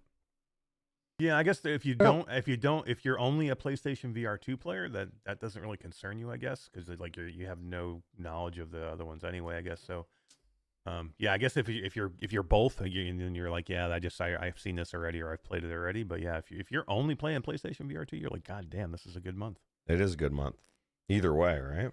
Yeah. Yep. So let's talk about it a little bit. Paint the Town Red, we already talked about. I'm not going to go into exhaustive detail about it again. This game was available on PlayStation VR 2. The next title, the Twilight Zone VR. So as Ruuts just mentioned, Twilight Zone VR, it's already been out on Quest. This is a Quest port. With that said, this is a better version than the Quest. It's got upgraded assets, some upgraded environments. It's got some haptics and stuff going on in it now. It isn't as much of an upgrade as I would have liked to have seen, but it is noticeably better than the Quest version visually. Thanks to FunTrain, who provided us with the review key for the Twilight Zone VR. I'm glad I went back in it. I remembered Ruuts that I liked the game. Not that I loved it. I remembered there were things in it that I liked, but I didn't really remember what it was that I liked about this title until I went back in and played it again on PlayStation. First of all, I guess I should ask you: did you go back in and check out the Twilight Zone on PlayStation? Me, no. I didn't enjoy the game enough to want to go play through it again. I enjoyed it the first time, but I didn't want to go back and personally look at graphical changes, what looks better, like I've gone through the game. Right. Eric, what about you? Did you check out Twilight Zone on PSVR too? I didn't actually. I didn't see it in the library, so I didn't jump on it. So I missed that one. But I mean, I played through it extensively. I beat all 3 chapters on the Quest version, and I thought it was great. So if it's better, and if it's added stuff to it, I'm down for it. I think it's great. I thought it was a good game. It's mostly graphical, the upgrades. Mm-hmm. With that said, though, it's hit and miss. Like, some of these things have a lot more detail, like notably more detail. Well, but there are other things that they didn't touch at all. Like when you go out in that second level and you make it outside, that brick wall right there, that brick wall is so low resolution that I mean it's incredible. Like it looks bad for like a Quest 1 title. That brick texture is so low res. So I was a bit confused. I was expecting a bit more of an upgrade to everything. But that's not kind of how it went. The way it went was that some things were very, very upgraded, while other things they didn't just touch at all. I think Matt Buddha's got it right. Can you imagine if they had another level with the launch? That would have been great. Yeah, and you know what? Honestly, I would have expected that by now, because I remember talking to them about this when the game was approaching launch on Quest, and I was under the impression that there would be more content coming for it. I don't know if how well it did or didn't do. I would imagine it would have had to done all right on Quest platform just on name value alone. So I don't know. I don't. Maybe they decided to invest their money in the Exorcist game that they're working on, or I know that they're going to be launching a re-release of the original Exorcist game on PlayStation VR 2, as well as Tarzan. So maybe that's what they're investing in, is bringing their entire library over. I don't know. There are cool things about this game.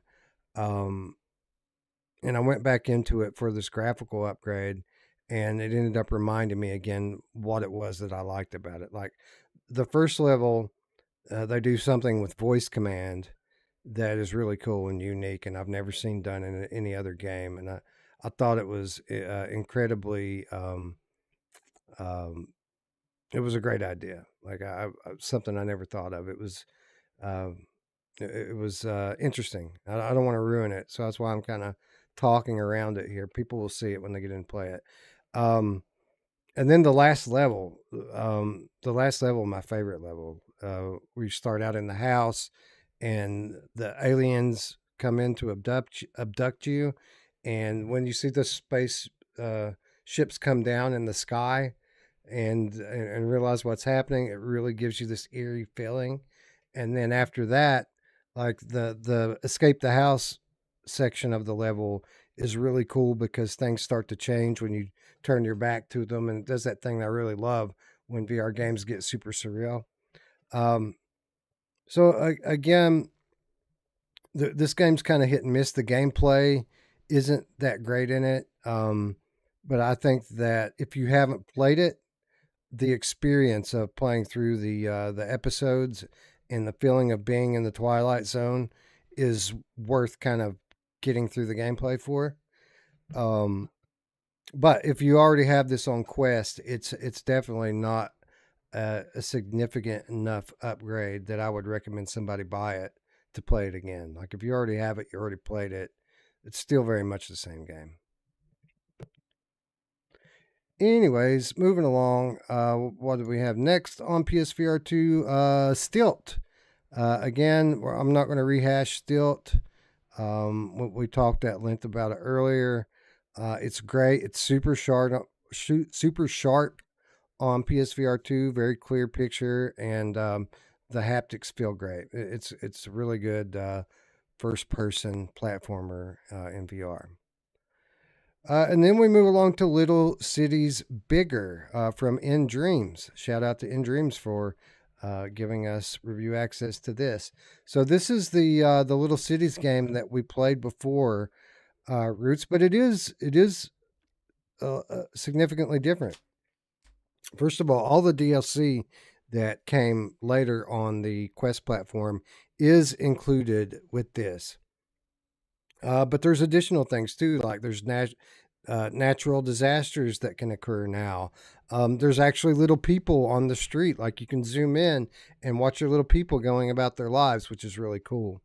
I got back into this for a little while today, and it remembered, and remembered why I liked it, much like Twilight Zone. I remembered why I like this, and it's just a relaxing, a nice, chill, relaxing way to kill time, basically. And it's so intuitive, right? Yeah, that was my biggest takeaway when I went back into it. Is like I had forgotten how easy everything was and how it like really does lead you. Because these kind of games are very intimidating for a lot of people, and they see this game and they immediately think, no, this game was made for you. You know what I mean? And for people that love them in general, but. I thought it was super cool just as I was building my stuff. And Wes, I hadn't heard about the little people, and I was starting to doubt myself. I said, oh my God, dude. Because remember we talked about it. We're like, would be so much cooler if you could see people running around. I saw someone fucking jogging around the neighborhood, and like, I thought it was super cool. It makes the world feel alive. And I, again, just like every time I've ever gone in this game, I ended up thinking I'm going to go in for like 5 minutes just to check it out, and I ended up spending almost an hour in there. So it's really good, and I think it looks amazing on this platform. Yeah, there are things going on constantly. I think you're right, Ruuts. It makes the world feel alive. Eric, I was in here just building my little city earlier today, and all of a sudden my head just started rumbling. That headset rumble started rumbling like super heavy, and I didn't know what the hell was happening. And I turned around and looked, and an airplane had just flown by my head, and I was feeling the turbulence from that. That was super awesome. But the haptics are here in a real way. You can feel them not only in things like that, but the bubble popping UI. You can really feel that through the controllers now. Yeah, I love it. I mean, and I like when then developers bring stuff over to another headset and then use what what that headset has, to offer. So they put thought into it. They put the extra effort into making it something special for that headset and not just, a straight port. And they gave you everything that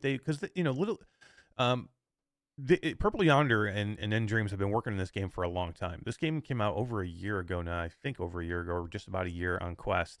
And they've done a ton of updates to this game. There's been a lot of added stuff, like the natural disasters, like the sports stadiums, like the different weather effects, like the people down in the street, like adding space and creating your own island setups and not having to use just the ones that are in there.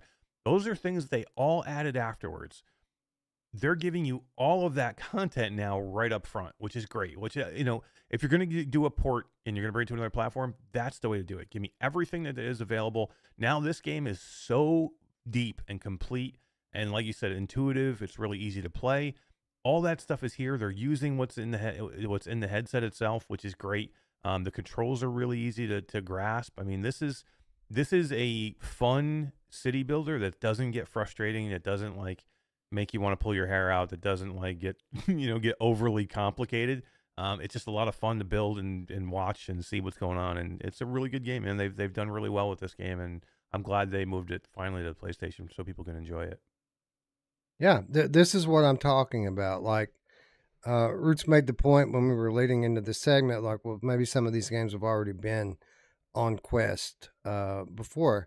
But if you're a PlayStation player exclusively, not only does that not matter to you because now you're getting it and now it's available to you, but if you're someone who has Quest and really hasn't picked up, Little Cities or the Twilight Zone yet, now you've got the best version of the game that's available to you, and that I think is something that kind of gets undersold a lot when people talk about the Quest ports coming to PSVR 2. Is that oftentimes, not always, but oftentimes these PSVR versions of the game are the best versions of the game, and that's certainly the case here with Little Cities.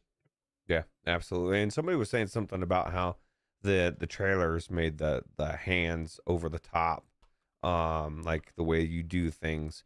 But that's one of the things that's so satisfying with this game is like the bubbles, right? The way that they pop and everything, especially with the PlayStation VR 2 version. So, yeah, I thought it was really cool. I was actually shocked that I enjoyed my time again. And I don't know why it shocks me every time. I guess I'm not that big, much of a city builder type of person. I know Radiant really loves these type of games, but I've enjoyed every time I go in there. I have fun. So I've been thinking about this lately because like you, I keep going into these games that I played before and games that I remembered that I liked, but I don't really have any desire to go back now.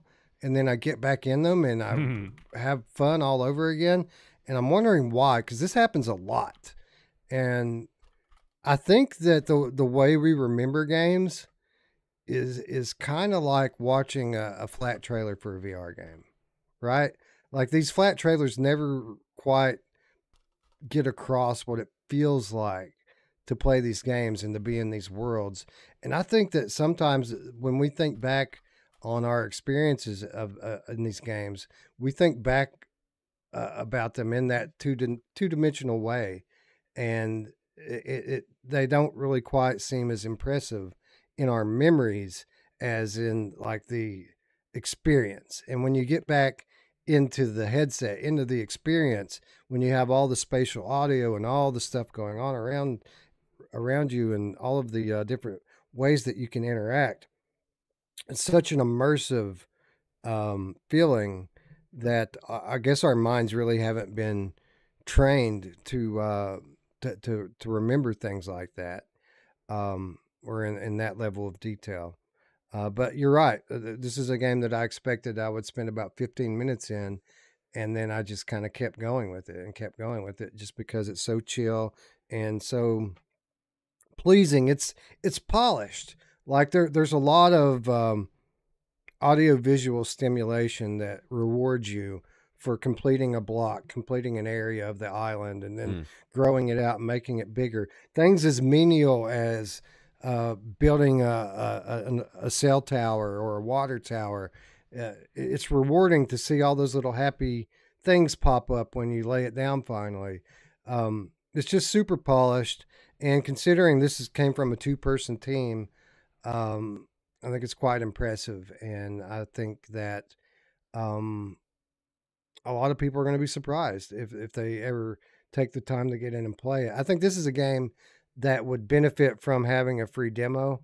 I don't know if they have one or not on PlayStation, but like I'm not a city builder person. I think a lot of people think of themselves that way, as not really being a city builder person. But I enjoyed this, and I think that a lot of other people would too if they would just give it a try. Might find out they are city builders. It's approachable.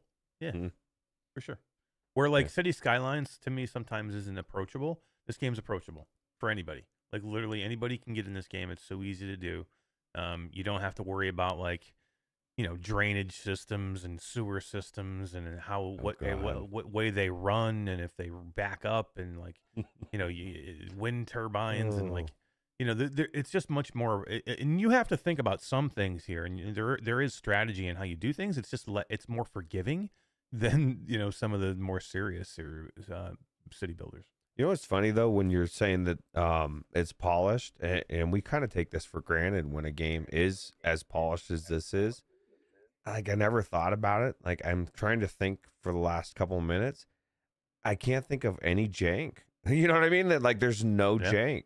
And so like you get into a game that is just super polished and so good, you just take for granted everything just works the way it's supposed to work. And I have news for developers out there. This is how it's supposed to work. Your game's supposed to not have jank.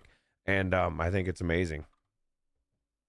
Yeah, it's really good. I highly recommend. I recommend people try it. You know, maybe you don't have it. Maybe you have a friend that does.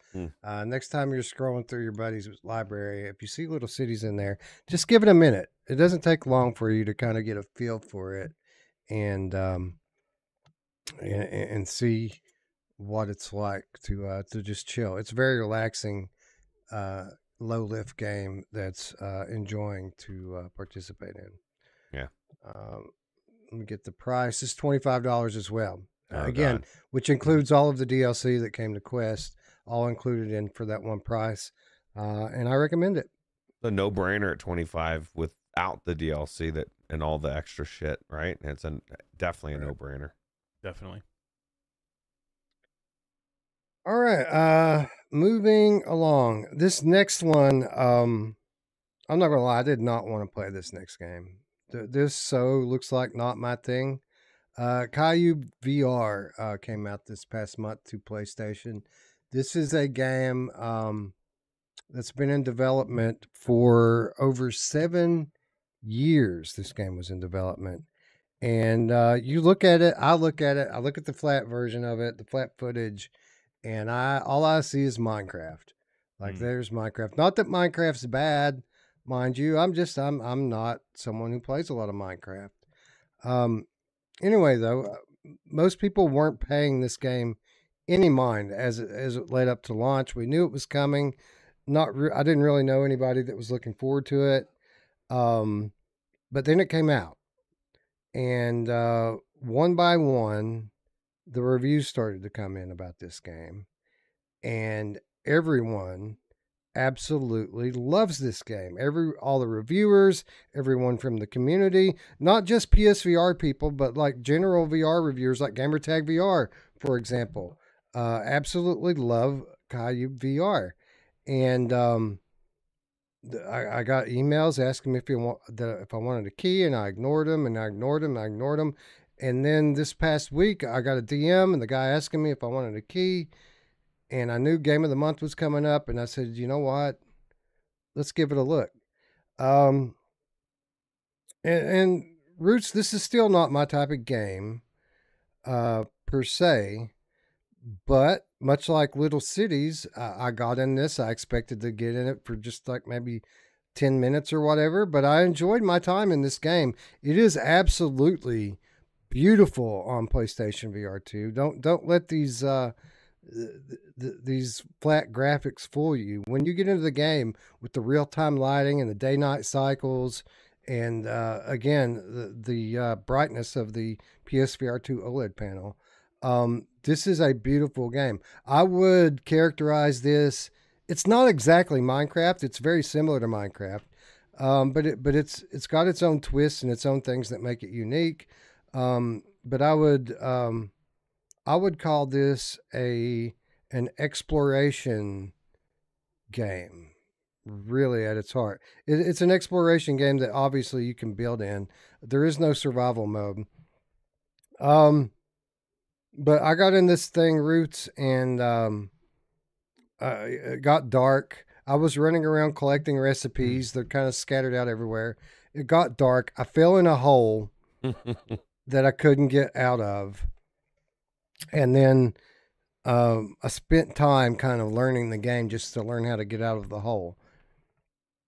By the time I got out, I went into the hole not a fan of the game. I came out of the hole as someone who was having fun. Did you play cyubeVR, first of all, Ruuts? Well, so what's funny is this game is 66 gigs or something, right? And so it is, yes. I thought I'll just download it real quick on Wi-Fi downstairs, and then I went and checked, and it was like 3 days or something. I don't know what the hell was going on. So I literally brought my PlayStation VR 2 upstairs and hooked it up to my internet, and it took 11 minutes. and I'm like you, didn't want to go in this game. My thing is okay, and I've even said, like, I don't want to do this for hours on end. But boy, was that such a simplistic way of looking at this, because I love Minecraft. I love Minecraft in VR.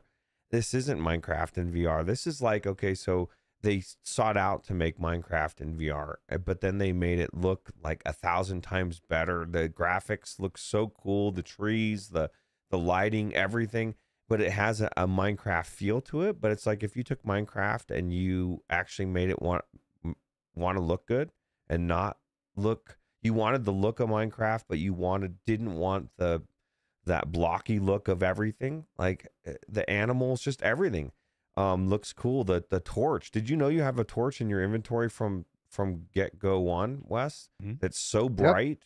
Yep. Okay, because I thought maybe figured it out. what you got in that hole. My only gripe with this game, and it's been in development for 7 years, maybe you can give it to me, devs, but because I saw that they were in the chat, they're probably still out there. I just want to jump. Oh, yeah. Like I know that in like early VR, like jumping was a big no-no, but in Minecraft, which ironically was the very first VR game I ever went into, was Minecraft VR. You can jump, and jumping is amazing. And if people don't like it because they get sick, they just won't jump. But not being able to jump in a game like this is very frustrating. Like I don't want to have to rely on building blocks or going up little hills or whatever. But other than that, and unless there was a jump button I missed, I loved everything else about it, Wes. I love the fact that like you don't have all the schematics. Like they have a very easy way of seeing what you can build, but you don't have shit from the beginning, because you saw in the trailer here, there's like those question mark things.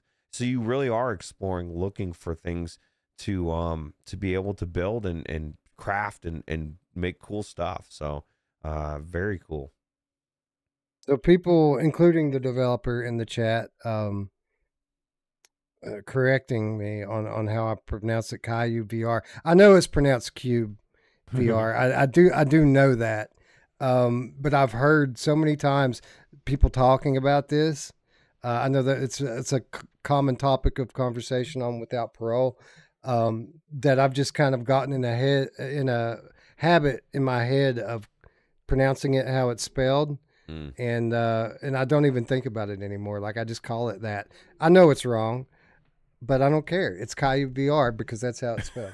I was going to ask you. I wasn't sure, because I was like, I thought they said in game that it was cube, and then you said Cayube, and I'm like, well, maybe I don't it's know cube. what it it's is. Cube. It's cube. It's okay. cube. It is. Yeah, it is cube. Yeah. Is the developer in chat? They are. Okay. They are. Can you tell us Studios. why cyubeVR? Why that? I'm just very curious. I don't understand. Is it like what is it that would make you want to do that? I'm curious. Look at how you can actually chop the wood in like different ways. What's the story? Right? There's got to be a cool story behind it. Like you get to come up with names like this, like there's got to be an interesting story of like why you would do that. So yeah, I would love to see it. I would love to. He said, "I'm just honestly not good at coming up with names." That's the best answer I've ever heard. He's like, "Do you have children? Do you have children?" Oh, is it like Caillou, the TV show? Caillou? Maybe, but then you would pronounce it Caillou, because then you would want That'd be cool. So. But Eric, one thing that I really appreciated about this game when I was playing it on PlayStation VR 2, I think that this is the most PCVR game that we've ever seen on the Sony platform, even including last generation. These types of games are somewhat common on Steam, and when I say these types of games, I'm talking about games that have this much variety and 66 gigabytes of assets and content in the game, and you go to the options and there's just all these different options. There's graphics options. There's all this stuff. You don't typically see stuff like this on a console VR game. And then there's the fact that mods are supported right out of the box. Like mods are supported in this game right now on PlayStation. And then on top of that, all of that, like PCVR level of detail. It's polished, like it's completely polished out. Like I feel like this game, and the developer can attest to this one way or the other. But I feel like he probably thought he was close to launching this when PSVR 2 launched a year ago, and he's been polishing and doing that one more thing for probably the last 12 months or so to get it ready, because it's absolutely polished out. Right. And another game that just, you can't, there's nothing that I can, no jank that I can remember. Yeah, no jank, none. He says in the chat that he's not a native English speaker as well, so he thought it was obvious that the Y would be silent. Yeah.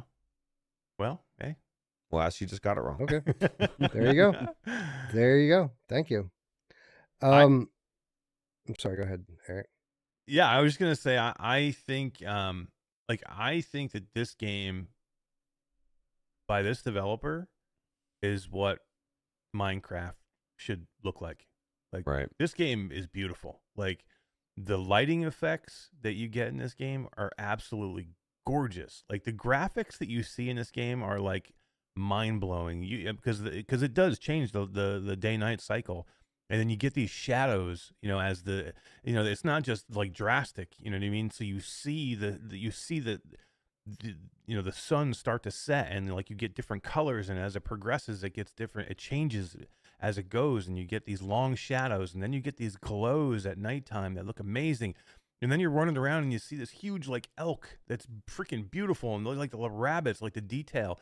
Everything the detail is here is what like I would wish Minecraft, because I don't like Minecraft. I'm not a Minecraft fan. I've never been. I've never gotten into it. I'm not all about that. But seeing it in VR, and I did try Minecraft VR. To me, it wasn't any better, and it was a ton of jank with that. This is what I would hope it would be. This looks amazing. This looks really good. Super intuitive. I jumped in very quickly, automatically found the menu button, and was able to like move my hand over what I wanted to grab, and it was there. Like, you grab the bow, it was intuitive to grab the arrow over my, over near my head, and use the trigger to grab the arrow. Going up and down like the huge mountains was pretty intuitive, moving around. Like, everything was super easy to do here. And I am just scratching the surface, so it's difficult for me to say what is here as a game, but looking at it, this thing is gorgeous, man. This is one of the best looking games you'll see. And again, it's very Minecrafty, but it's not. You know what I mean? It is, but it isn't. Like, it's beautiful. Well, it's interesting, man, because it is voxel graphics, and it is basically a world made out of cubes, right? But the thing about it is that the sheer scale of the map is so huge that it makes, when you look out over these vistas, all of a sudden these cubes start to become very small, and you don't really see them so much when you're looking out over the horizon. So I think that's one of the really impressive things about it. Although, admittedly, there is some pop in and stuff here. Like, obviously, if you can see for 10 miles, it's not going to have every piece of detail already rendered in until you start walking in that direction.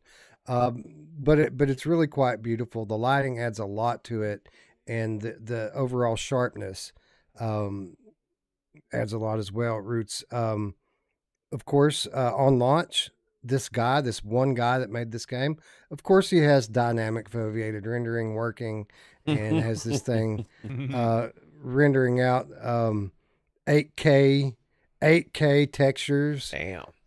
On this PlayStation version of the game. It's really impressive, and that's exactly what I mean when I say this is the most PCVR game I've ever seen on PlayStation.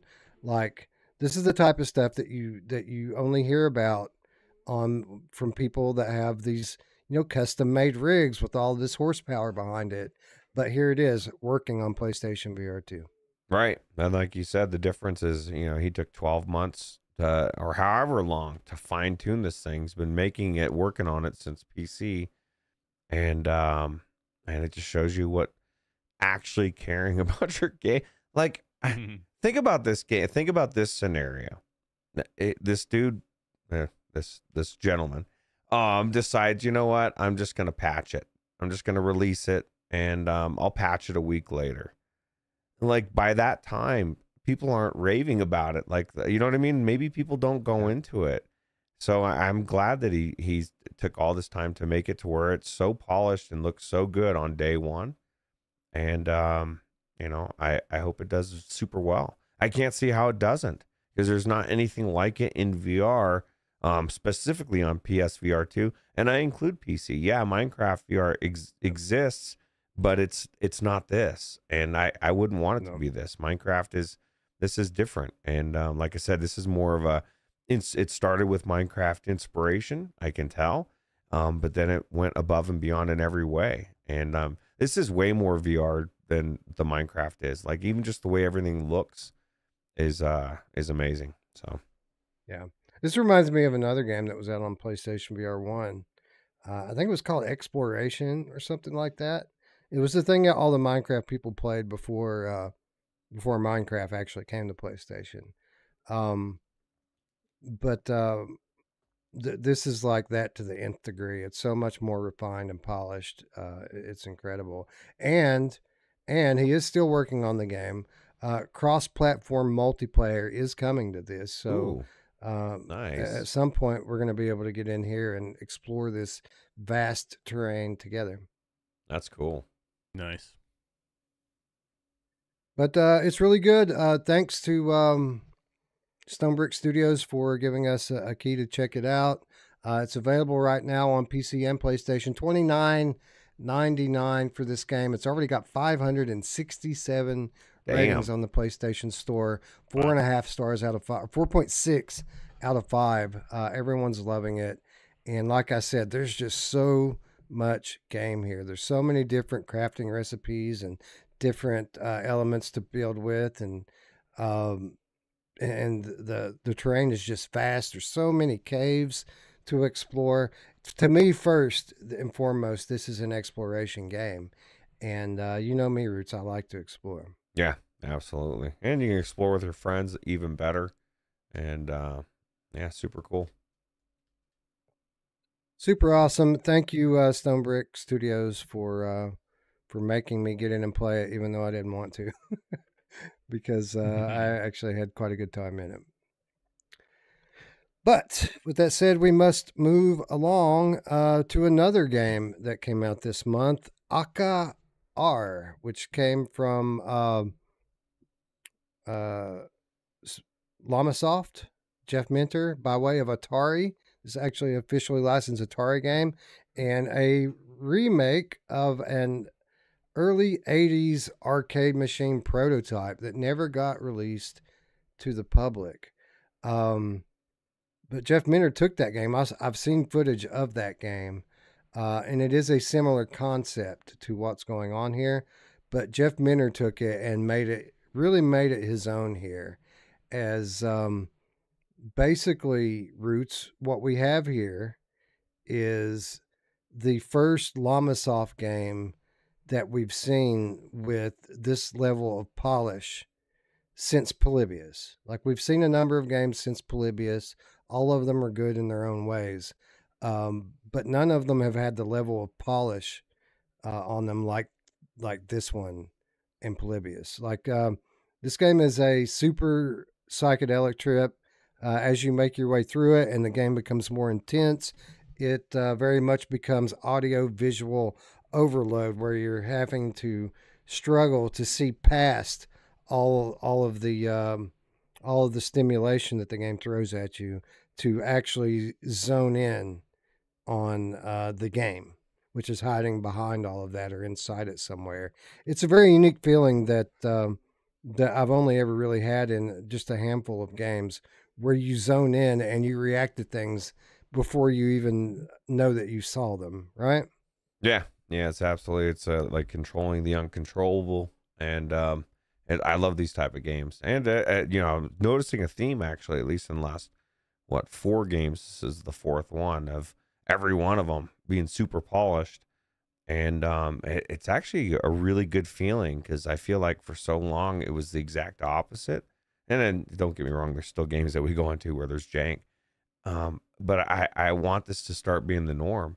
Not only polish as far as how it looks, but also how everything feels and works together And I agree with you. There's not really anything that like gives you a different feel as this one does, as far as being inside a game and then scoping inside of that is crazy. It's super cool.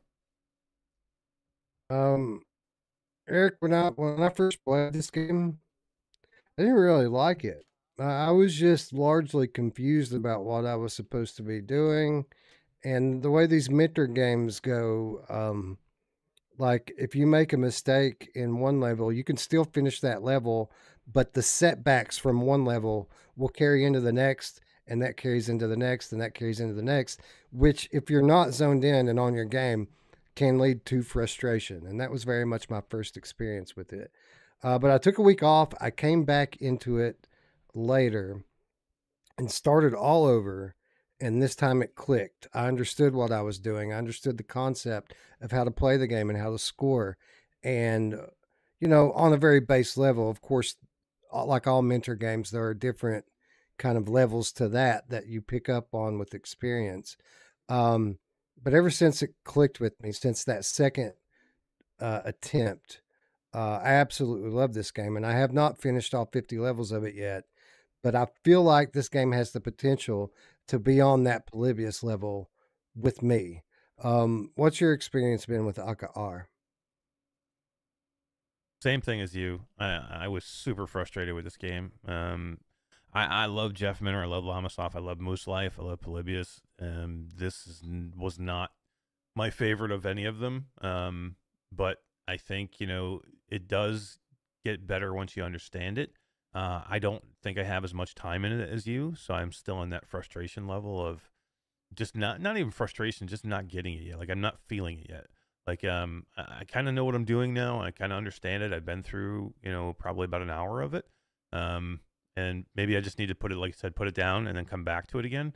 But it is by far not my favorite from Jeff, and it's not that it's not good. It's just it's not resonating with me. Like I'm like, it's okay. Like most Jeff's games, I'm like, oh, this is super cool in VR, and this one I'm like, you know, it just doesn't seem VR to me. Like I don't know, I'm not getting a lot of like, I don't know, like I this game could be just fine flat and like probably not be in VR for me, and how dare you? So I don't know, I'm just not how getting dare it. you? But I mean, it's just not. I don't know, and I love all the other games. Like I'm a big fan of Moose Life. I'm a big fan of Polybius. Just I don't know, for some reason this one's just, it's not hitting with me right yet, but I'll definitely give it a chance. I'll come back to it just because I love Jeff Minter and I love all his stuff. So, and I'm a huge Atari fan. So like, I'm really, I want to be into this. So I'm going to try, but I'm just not there yet.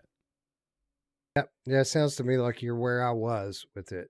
And it took a little time. But now I feel like the game was made for VR. Like Ruuts, when I was playing this, like I could see how, you know, somebody could get some base level of enjoyment from it on a flat screen. But when the shit starts flying, that's the game, right? It's seeing through all of that to catch the cues, subtle as they may be, that come with each different enemy type and how you approach each enemy in the grander scheme of the chain reaction that you might have started, you know, at the beginning of the level. So yeah, I'm sorry to hear that about Eric, but I couldn't disagree more. I feel like this is very much a VR game.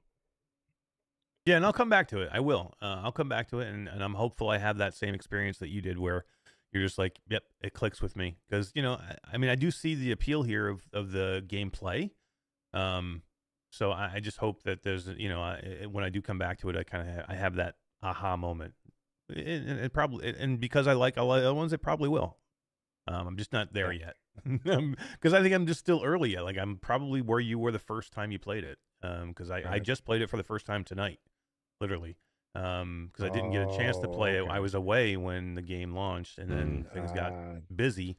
So like I played it tonight. Now it makes sense. Now I get it. Yeah, because my first time I was like, what the fuck is happening here? Like I didn't even know. It was telling me to shoot the enemies, and I was like, I don't even know what the enemies are. You know what I mean? Like I literally, but then like once I realized that there's like there's more going on as far as how you attack them, and like Wes said, you you start a chain reaction, and then there's different nuances, right? You get benefits by letting that chain reaction go. The score goes higher and higher, but then there's moments where you have to break it. So you're trying not to break it, but you have to. And so but that's just like the base beginning of when things start to get cool. Yeah, I think it's just maybe a little bit more time, and you know, so yeah, for sure, I'll definitely do it. Like all mentor games, you learn kind of the base concept early on, but then every level that comes, they introduce another layer on top of it. And sometimes those layers are very subtle, and sometimes they're more noticeable. But there's 50 levels through the thing, so even at small increments, as the stuff keeps layering on and layering on and layering on, it becomes pretty intense. You know, when you get around 15 or 20 levels in, it really starts to become overload. And then you realize that you're not halfway through it yet. Like it's really something. There's a couple of people have given advice to Eric in there that I think would help. Corporate Zombie says you need to play with the trackpad. Try that. Yeah, and Gamertag says you need to borrow one of Wes's special vapes, and then get in there. And I would agree. Colorado time definitely helps enhance it. For sure. I didn't do that. Did you have to play this with a controller? You don't have to, but I've been told that. I played it with a controller. Yeah. Because it kept telling me that I needed to hook up my DualSense on the bottom. Yeah, you can play it with VR controllers, but it's not really any different. Okay. It doesn't really matter which controller you use. I started with the DualSense. I went to the Sense controllers. And then I ended up switching back to the DualSense just because I got tired of it telling me that I needed to use the DualSense. So it was weird. That's what it kept telling me. I felt like I was controlling it with the PSVR 2 controllers, but it kept telling me you have to hook up your DualSense controller. So I'm like, okay, screw it. I put my controllers down and grabbed my DualSense, and that's how I played it. So basically, the way this works is those little circle of things that you see flying around you, that's your health. And you have enemies coming in to try to steal it. What makes it different than like a typical asteroids type shooter, though, is when you kill the initial early enemies, they explode. And when they explode, they put out a shock wave. And if other enemies fly into that shock wave, they'll explode. So the way that you increase your score multiplier is by letting the chain reaction happen without shooting. So you kill one enemy and you hope it kills like 20 more. Eventually that stops and you have to throw a bomb. When you throw a bomb, it resets your multiplier. Right. So that's kind of the base that the game is built on. As you get through the levels, they introduce different types of enemies that you have to kill in different ways. Some of them, the bombs won't blow up, or some of them will be immune to the shockwave. Other ones, you kill with bullets, but you have to catch them at a certain point in their trajectory, or else they're going to launch rockets at you. That's when the game kind of takes on a new level of complexity, when it isn't just about, this chain reaction, but you're managing that, but you're also defending against these other more advanced enemies that can harm you. And then on top of all of this, there's another layer underneath where your actual health is stored at, and that can get breached. And when that gets breached, you have to stop what you're doing on this level and jump down a level to defend it, and then come back up and pick up where you left off. That's essentially the basis of the very basic level of gameplay here. But again, it continues to layer on as you go and get through the various levels. Anyway, I highly recommend it. I love it.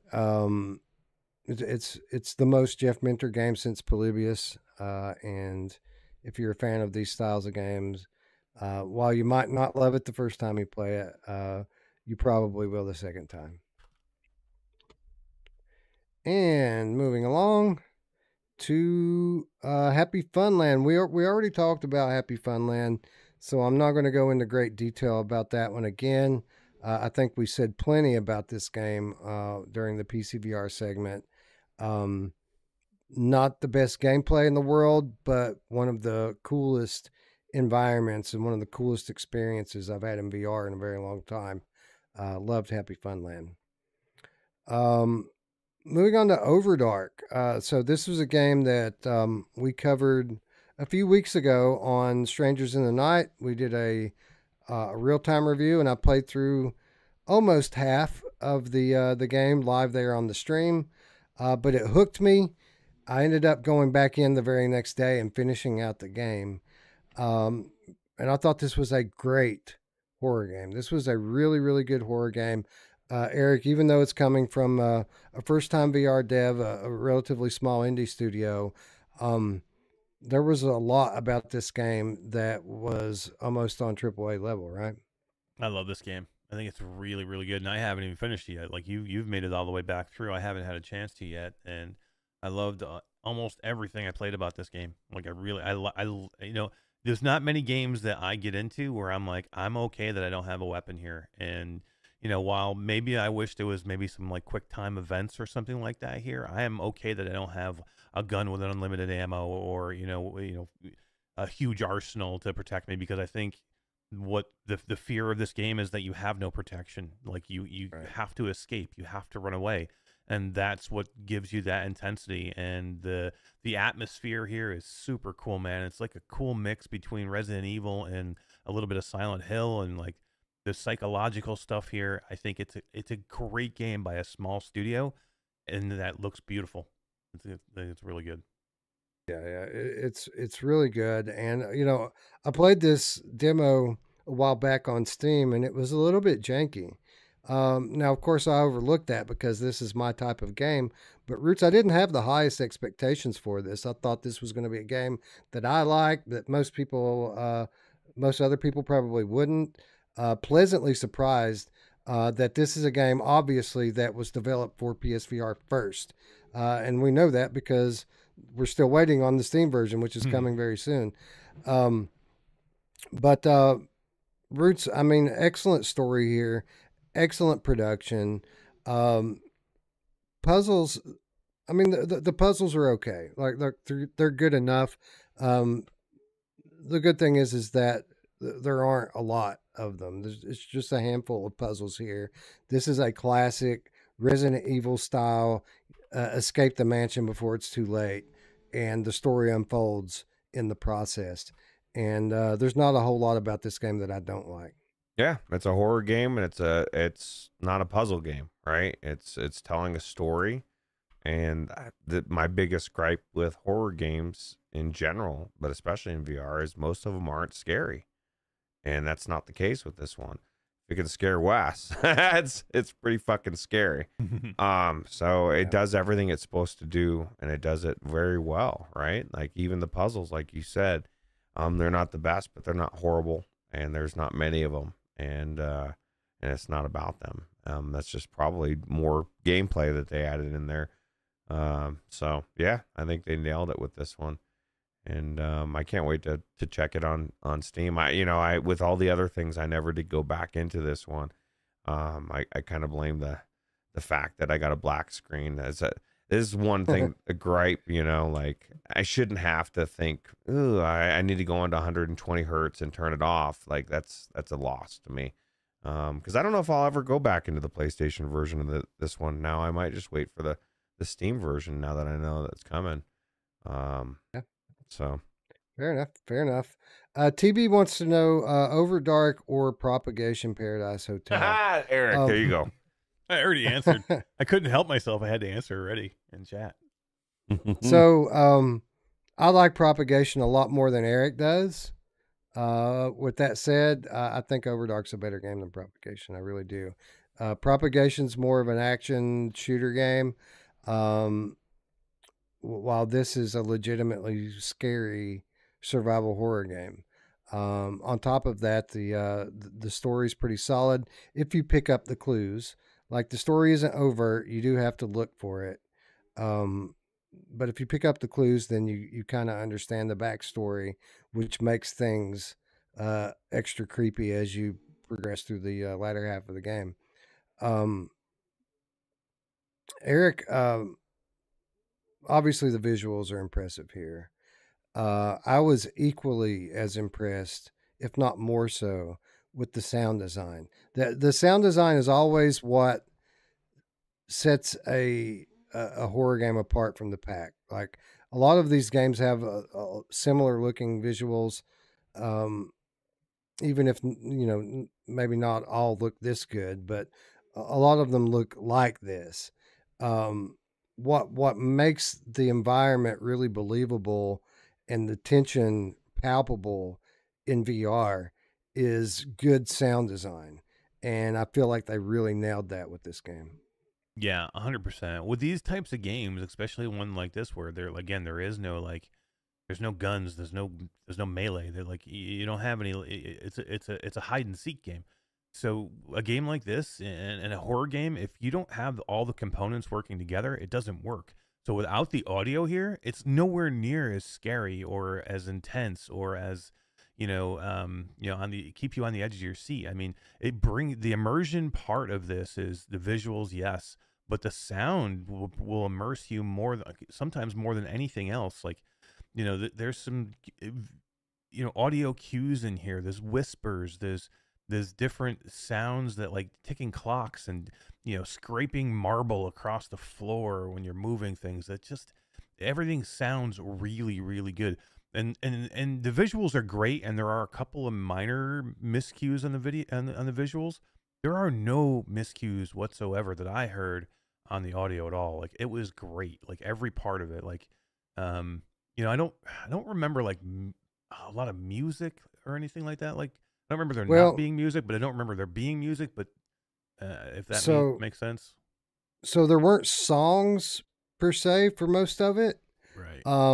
But there was like ambient music, right. Like you would if something really intense was about to happen, you would hear that screeching violin. You know what I'm talking about? Yeah, stuff like that.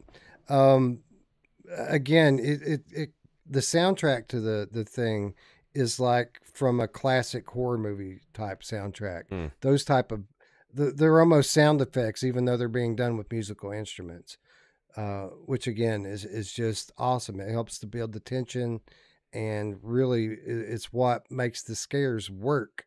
Is the state that they put you in between the scares, on the edge of your seat. Right, they got to build tension, right?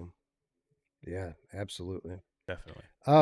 With that being said, like the environments, it's just a personal favorite of mine. Like I could be in a million of these giant Victorian mansions, trying to escape. Right, like I love exploring these type of environments every time.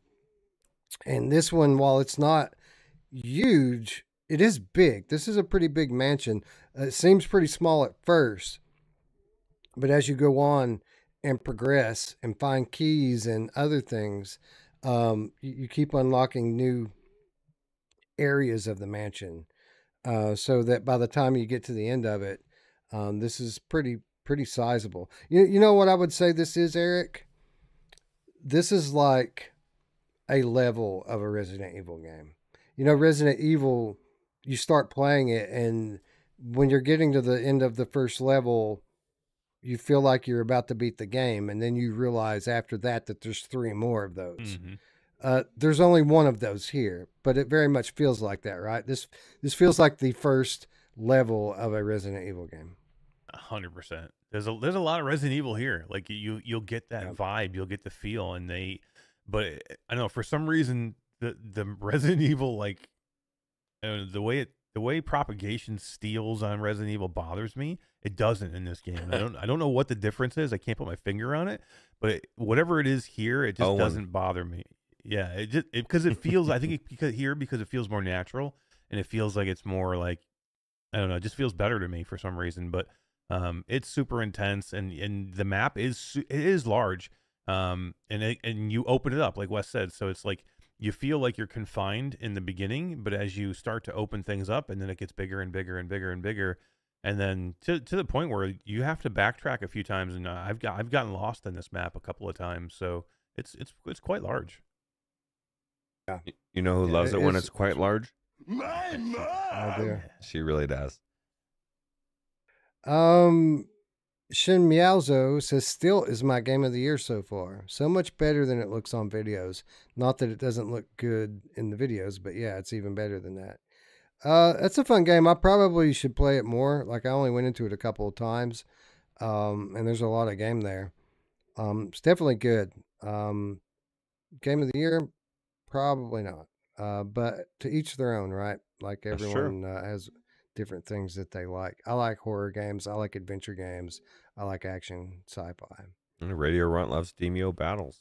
I mean, you know, how can you judge somebody for loving that? And spiders and large spiders. Really like that's right. Spiders. Yeah. Dude, zombies, okay. Yeah.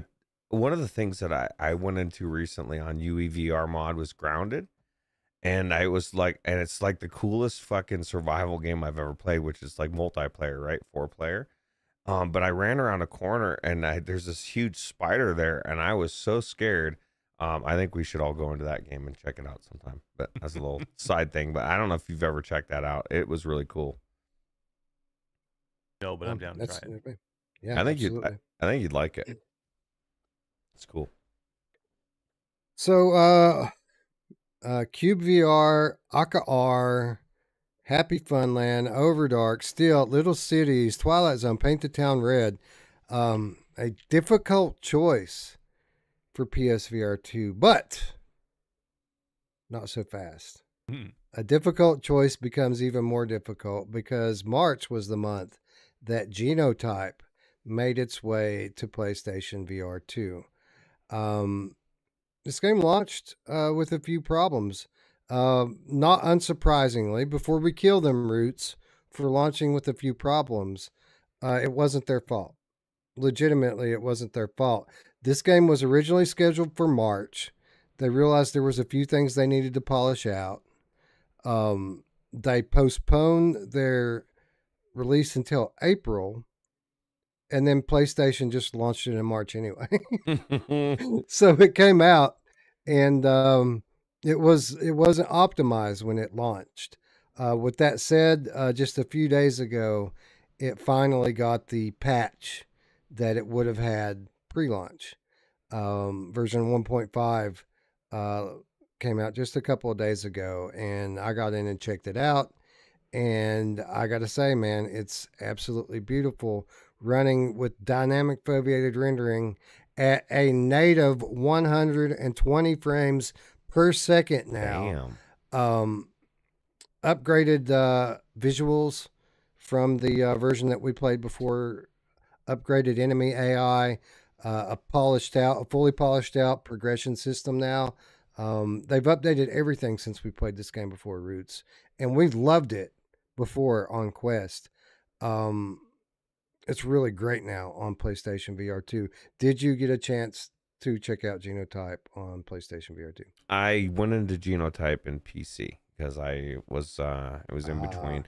But I would imagine it's outside of haptics. It looked and played amazing. And one of the things that struck me, like even just from the beginning, and I don't remember feeling this way. I felt like it was a AAA game. Like the story, the acting, the crash landing and all that. I just felt like it was very, very good. And then getting into was this game, right? I played so many games. I don't know. But yeah, no, this game is amazing. Am I thinking of a different game?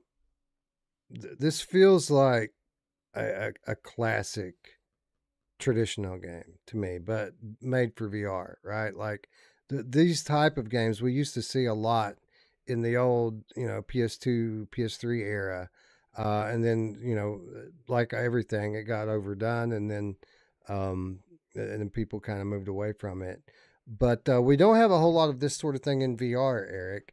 And I think that's what initially struck me about it, right? Like these are the games I used to play the shit out of. And now we have one in VR that's excellent in VR. But it's even better now on PlayStation than it was before. All the stuff I just mentioned, and then Ruuts absolutely right. There's haptics too, like the haptics in these gloves and these weapons. Like this game is notably better on PlayStation than it was on Quest, and I absolutely loved it on Quest. Which version did you check out, Eric? Just a little while ago before the show, I went in and played the PlayStation VR 2 version. Not for a long time. I made it probably like maybe 35, 40 minutes. But I have played through this game extensively on Quest. And to be honest, I haven't been in the Quest since they did that big update. And they did update it for Quest 3. And I never checked it out. So it's tough for me to say how much better it is here than it is on the Quest 3 now. But I can tell you this, the level of detail that I see now on the PlayStation VR 2 is staggering over what I originally played of Genotype. And I'll tell you where I see it the most. The modules that you get on your hand for your weapons, and you can change many of them, the detail in those is so freaking amazing now, and it wasn't that way before. So Wes, I don't know if you played the Quest version since then, but the weapon itself threw me like through a loop. I'm like, I cannot believe the amount of detail. Like I stared at it for a long time and tried a couple of different ones, and the detail is crazy. But the environments are definitely better. Everything looks better. Of course, the colors are better. But yeah, I mean, did you notice that much difference? Well, I was always impressed with the weapon models. But you're right that they do seem to have a bit more detail now than they did. Again, we played this before the Quest 3 patch when we originally played this. So yeah, there's definitely more detail. But and obviously there's been updates to the lighting, which really help a lot with the environments and the atmosphere. You know what really stopped me in my shoes with this game on PlayStation? And you briefly mentioned it there. It was the colors, and I don't think that's as much in the update to the game as it is just playing on the fucking OLED. So this is a game that's full of bloom, right? There's lots of glowing neon in this game, and it is so much brighter in the PSVR headset than it was on Quest. That like even picking up things like your ammo refill and putting on, like it looks like a different model than was used on Quest, but it's not. It's the same model. It's just glowing so much brighter now than it was before. Still very much plays like the game it was before. The enemies are a little bit more difficult to deal with now, or at least they feel like they are. They seem faster, and they seem like they're moving a lot more now, which is good because it was never really all that difficult. But man, I love this game, and it's even better on PSVR now than it was on Quest. And I mean, this was a game, Ruuts, that we were talking about as a game of the year candidate last year, and now it's way better. Yeah, it was already amazing back then. It's way better now. I would agree 100%. And I guarantee right now this game has potential for game of the year for PlayStation VR 2 already. Yeah, certainly in that conversation. Like, so for those of you who haven't seen our coverage of this game, and we've talked about it so much, I've talked about it many times on this channel. I've talked about it many times on Without Parole. This game kind of has everything, right? It has a cool story. It has cool environments. It's a relatively big game for a VR game. Like there's lots of, like the maps are big. It kind of has a Metroidvania type thing going on where you're unlocking different areas of the maps and having to go back. There's good enemy variety. The weapons are completely unique and 100% made possible by VR. Like you couldn't do this in a flat game, what you're doing with the weapons in this game. The progression is fairly deep for an action game. Your character is upgradable. Your weapons are all upgradable. There's crafting. Just literally everything that we ask for in a game is in this game. The UI and the maps are amazing. Like the inventory system is like, it just, everything flows really well, right? Yeah. Yeah, it's really the complete package. It's more of an action game than an adventure game, but it's definitely both, right? This is a sci-fi action adventure that it puts you in the mind of those old school sci-fi games that we used to play in the early console days. Not earliest console days, obviously. I'm not talking about Nintendo, but the early digital age of the CD based games. Like it throws me back to that era, which was when I was a teenager and when I really refined my taste for video games. So absolutely love it.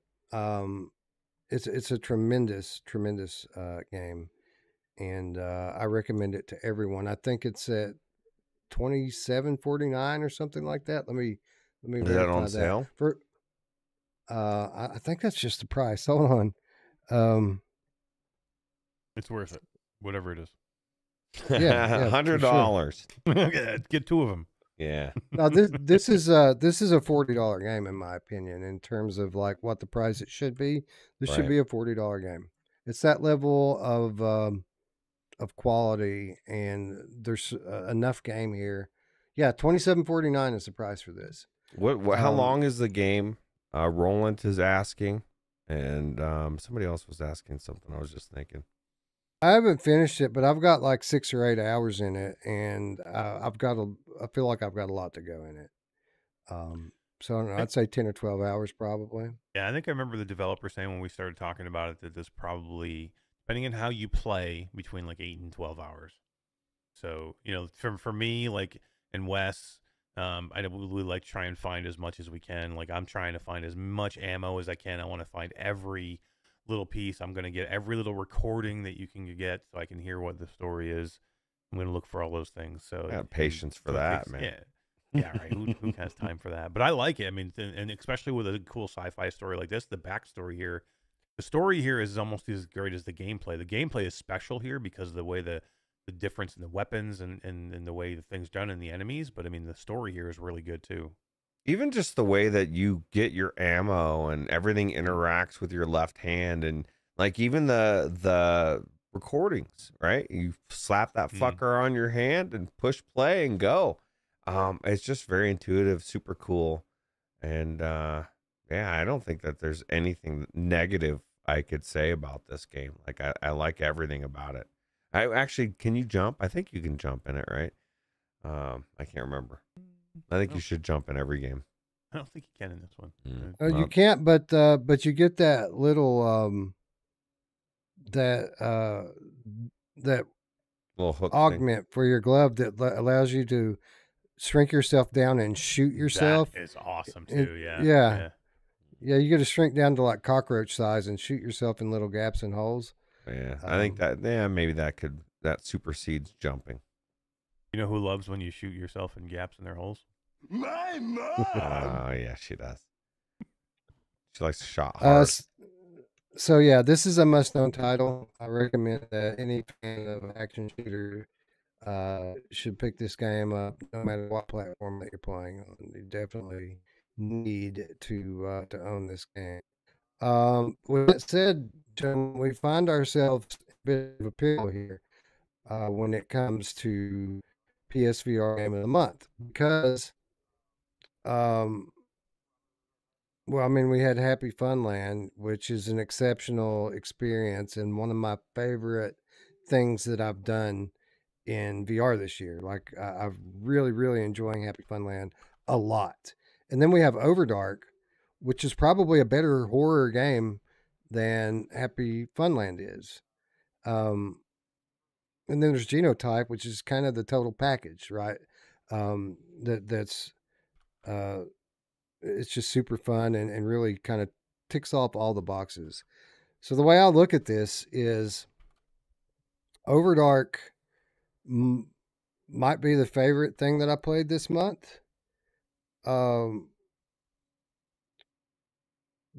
HappyFunland is something that, like, I won't go back into OVRDARK for a long time. Like, I've played it and I'm done with it now. HappyFunland is something that I'm going to come back for years. I'll be playing this probably twice a year for the next 5 years, just going back and enjoying it because I enjoyed the environments and exploring the park so much. I'm sure there's details that I'm missing that I'm going to notice next time I go through there. So, you know, why do we value the first playthrough being awesome or a game being so awesome and unique that I'm going to come back to it forever?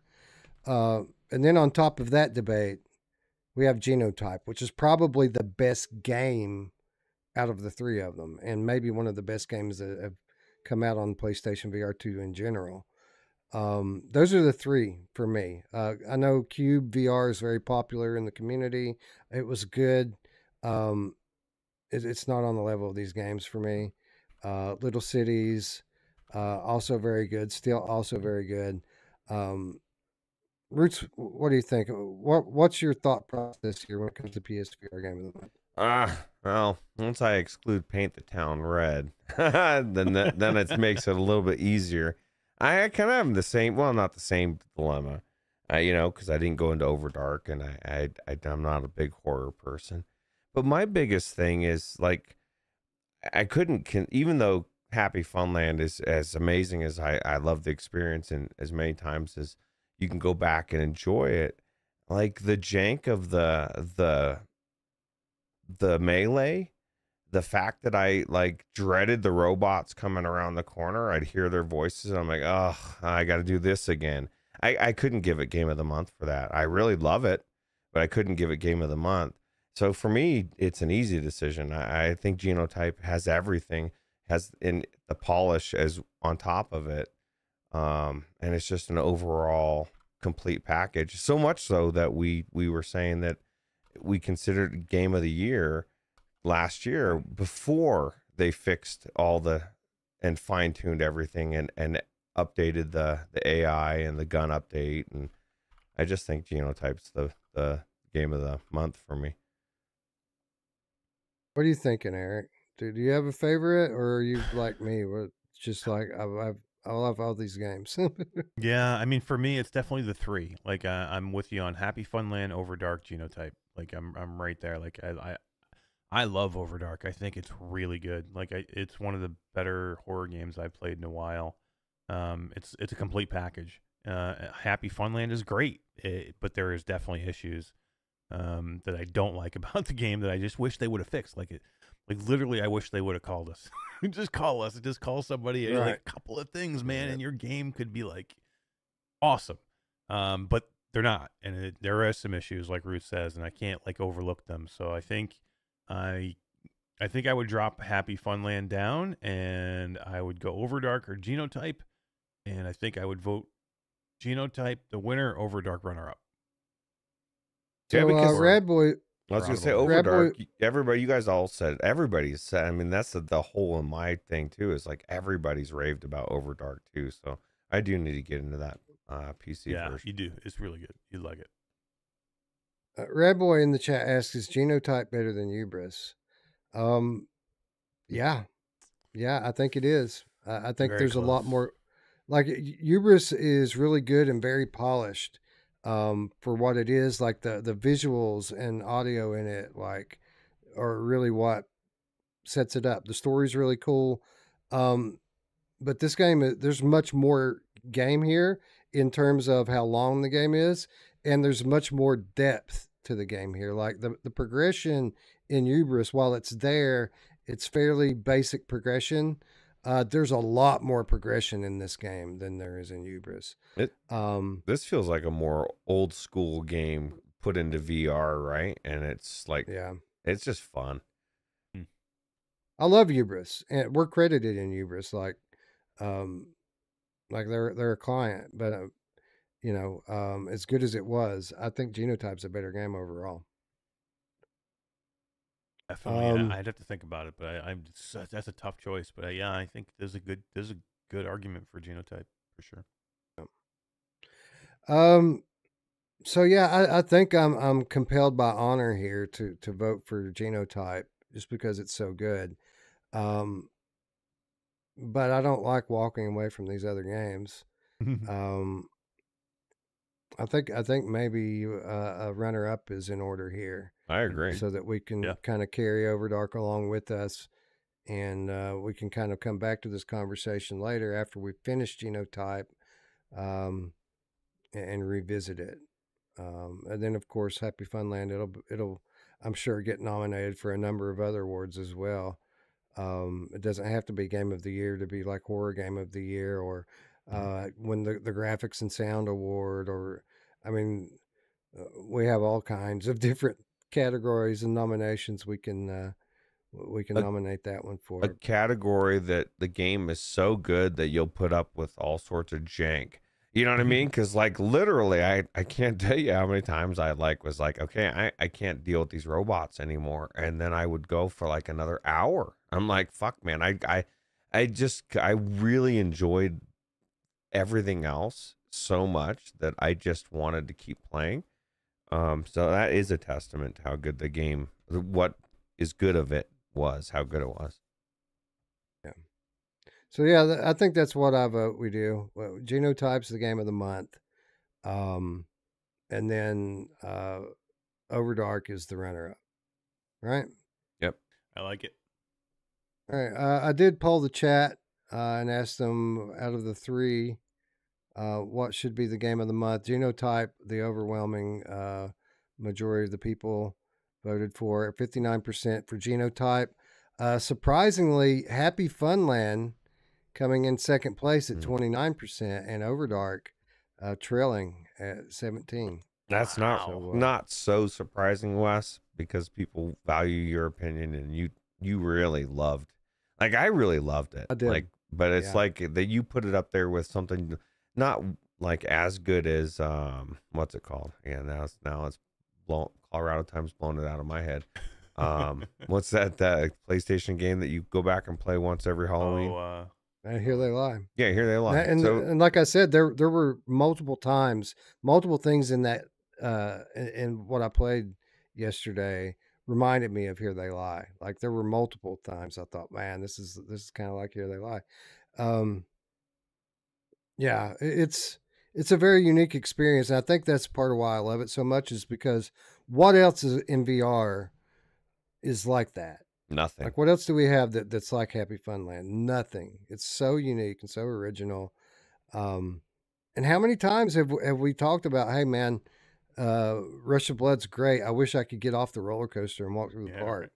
Yeah. You know, it's kind of what's going on here, even though it's a different type of game. It's not an action game like Rush of Blood was. But did you guys find yourself looking at the map a lot? You know, I thought the map big that you could hold, I thought it was pretty cool. A little bit. I think it'd be cooler if you could actually see like where you actually were, like, or maybe you couldn't. I couldn't see my cursor or anything. No, there wasn't an icon on there, and it did bother me at first. But after that, I kind of enjoyed like kind of looking around and seeing what was around me, and then finding that on the map. Like, I could see where I started at. And if you look at the map that's like on the boards, it'll show you are here. So you can kind of figure but the one that you yeah, the one in your hand doesn't have that though. Anyway, I think we have a winner, Genotype, the March 2024 PlayStation VR Game of the Month, with OVRDARK being awarded runner-up. And again, for those of you who are new, for all intents and purposes, that means it's a draw. Both of these games will now go on to be nominated for PSVR 2 Game of the Year later in the year. So the last word has not been spoken on this. But with that said, I think it's time that we give away some keys. As I hinted at earlier, we got some Genotype keys to give away. So I'm going to give away one in the chat right now. Actually, you know what? I'm going to give away two in the chat right now. And then we'll give away two more next week on Virtual Strangers, episode 111. We'll give away the other two. So 111 is 211. 211. Anyways, so the way this is going to work, for those of you who are live in the chat, I'm going to ask a question in a moment. The first two to answer the question in the chat will win a copy of Genotype on the platform of your choice. I've got a key for PSVR North America. I've got a key for PSVR Europe. I've got a couple of keys for Quest. I've got a couple of keys for Rift. I've got one for Steam. Damn. So first come, first serve. First two people who answer the question in the chat will win a copy on the platform of their choice. For the ones that are left over, after these people choose their platform, we're going to draw two more winners next week. All you have to do to enter is two things. One, subscribe. If you haven't already, make sure you're subscribed down below. The second thing, leave a comment down below that says, I would like to enter the Genotype giveaway. And next week, we will draw two more winners. Thanks again to OVRDARK Games for allowing us to do this, to have a giveaway. So pretty awesome. Absolutely. Gamertag says, I'm assuming most of you don't own all of them or any. 19 votes. HappyFunland being in second said it all. That's true, but this is the thing too, GT. Not everybody's into horror games, and some people are not into horror games at all. And a lot of people are into Disney, and so like the Disney aspect of it, for sure. Now, I didn't play OVRDARK, and you know, I'm sure I would have been blown away by everything that everybody else said about it. I don't know that I would finish it, but I'm absolutely gonna finish HappyFunland because I really did enjoy it. Yeah, that's the thing, GT. Like, we all liked HappyFunland, like all of us. Like the interactions were and I don't want to redo this. Oh, yeah. I don't want to redo the segment here that we had earlier. Like, the things people that had said are bad about it are bad about it. Like the action sequences, all of the interactions are pretty janky. But that's not why you go through something like this. It's not what's enjoyable about it. It's all about the art. It's about the sound. It's about the design of the park and the rides.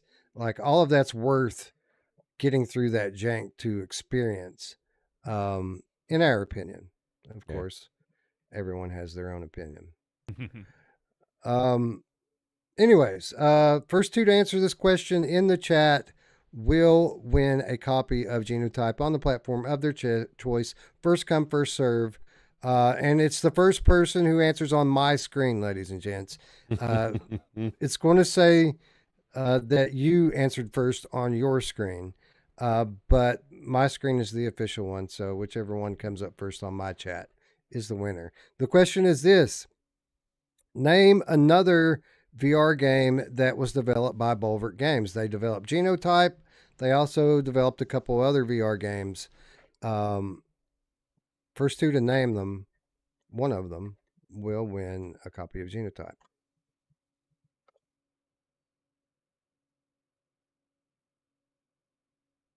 Good game.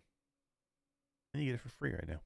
That's true. Pant and Johnny C. Pant and Johnny C. Are the winners. Pant first. Dude. Pant gets first choice. He gets a game on his very first time he's ever been to a live stream, and you won, Pant. That's crazy. Good job. Boom. And we had a bunch of other people answer correctly. Hussein X, Sep, Neck Minute, Brooklyn Menace, Mind Jive, Mark, Roll-Ump. So, guys, leave a comment down below. Make sure you're subscribed and leave a comment down below. And yeah, that's the good news. Maybe you win next week. Plenty of other copies to win for this game. Definitely worth winning for sure. So Pat has claimed the only PSVR 2 European key. Oh, wow. So he was the first one. Nice. And let's see, who was the other one? Pant and Johnny C. Johnny, which platform did you need it on, Johnny C? I was playing it on the Oculus platform, which is a pretty good platform. I liked it.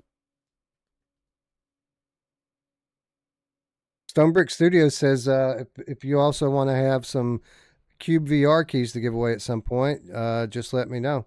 Absolutely. We'll absolutely do a cube giveaway. Yeah. 100%. Thank you so much. Yeah. Cool. Johnny C says, what's left? Everything but European PlayStation VR. So there's a North America PlayStation VR. There's both Oculus platforms and Steam. So are you a North America player, Johnny? It's great on all of them, by the way. Like literally, it's right. I mean, it's super good now on PlayStation, but I mean, you'll love it on Quest. Gamertech says Oculus has a platform. I have Rift keys, GT. I actually have 2 keys for Rift. Nice. So think about that for a minute. Isn't that crazy? That's what I played it on, GT, was the Rift. There you go. But yeah, you're right. Like not many, I can't remember any games that come out on Rift anymore. No, my okay, so my symbol still for my tab is an Oculus symbol for my on my computer, and for on my phone is an Oculus symbol. Still, he's holding on to it forever. I am. It shows it. So Johnny took the PSVR 2 North America key. So nice. That is it for PlayStation. I don't have any more PlayStation keys, but I have 2 Rift keys, I have 2 Quest keys, and I have a Steam key, all still up for grabs. So if you're playing on any of those platforms, again, subscribe, leave a comment down below that says you'd like to enter the giveaway, and we're going to draw a couple more winners next week.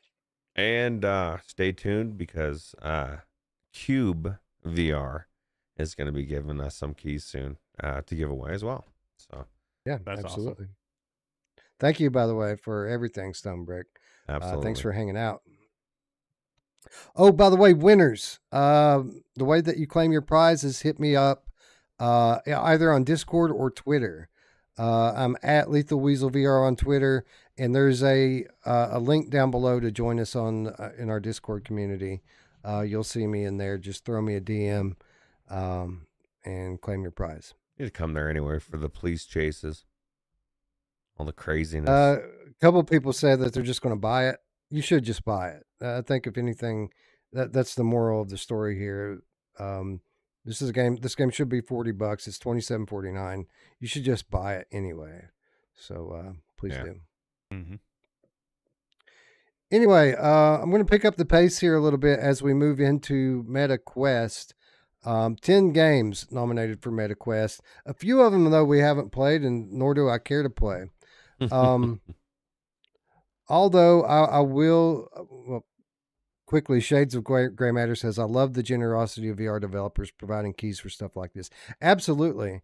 I would say 85, 90% of the giveaways we do are from developers donating keys. Like most of it, the vast majority are because of generous developers. So yeah, big shout out to the devs out there. GT says, I'm playing Genotype today. Do it, bro. Play on PlayStation, though. Yeah, definitely. You'll love it. So good. But we can talk about it later on CruCast. Yeah, that's true. Go. Anyway, as we move on to Quest, again, we're going to move through these quickly. You know, the kind of theme of today has been low expectations due to reviews that I've seen being overturned through my own personal experience when I got in a game. So I was excited initially for Stranger Things VR when it came to Quest. Not because I'm the hugest Stranger Things fan, which I watched the first couple of seasons.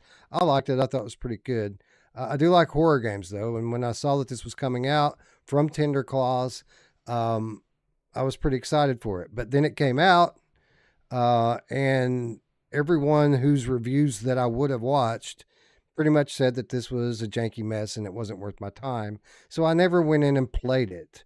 I'm starting to second guess that now after, you know, a couple of other of these titles I've went into and they ended up being good. Eric, did I make a mistake not playing Stranger Things VR and Quest? Not one bit. It is just not good. It's not. Like, I wanted to enjoy this. I was the same boat as you are. Like, I'm a horror fan. I love Stranger Things. I was a big fan. Watched the first 2.5 seasons, 3 seasons. I ran out of time to finish watching them. But me and my wife were both into it. So it's a cool story. I love it. It's set in freaking 80s. Who doesn't want to be like do that? So, and it's cool, but this is not that. It doesn't feel good in VR. Everything is clunky. A lot of the movements are weird. I mean, I don't understand why you're playing as Vecna. I don't understand why you're not playing as some of the main characters. Doesn't make sense to me. But Tender Claws is like this. Like they have brilliant things and then they do weird things. So I don't know. They're a really good development studio that sometimes tries to do things because they want to do things differently, and sometimes they don't work. Like, you know, it's like they try and go out of their way so much to do things differently that sometimes they end up shooting themselves in the foot with it. So yeah, I just didn't think it was very good. It's very clunky. I don't like the movement. I don't like sometimes it's hard to follow. It's hard to figure out where the hell you are or what you're supposed to be doing. It's one of those games that gets frustrating very quick. I was kind of hoping that this would be a similar situation to what we saw with HappyFunland, where the action and the like interactions were janky, sure, but I was hoping that the experience would be enough to make the jank worth enduring. It's not.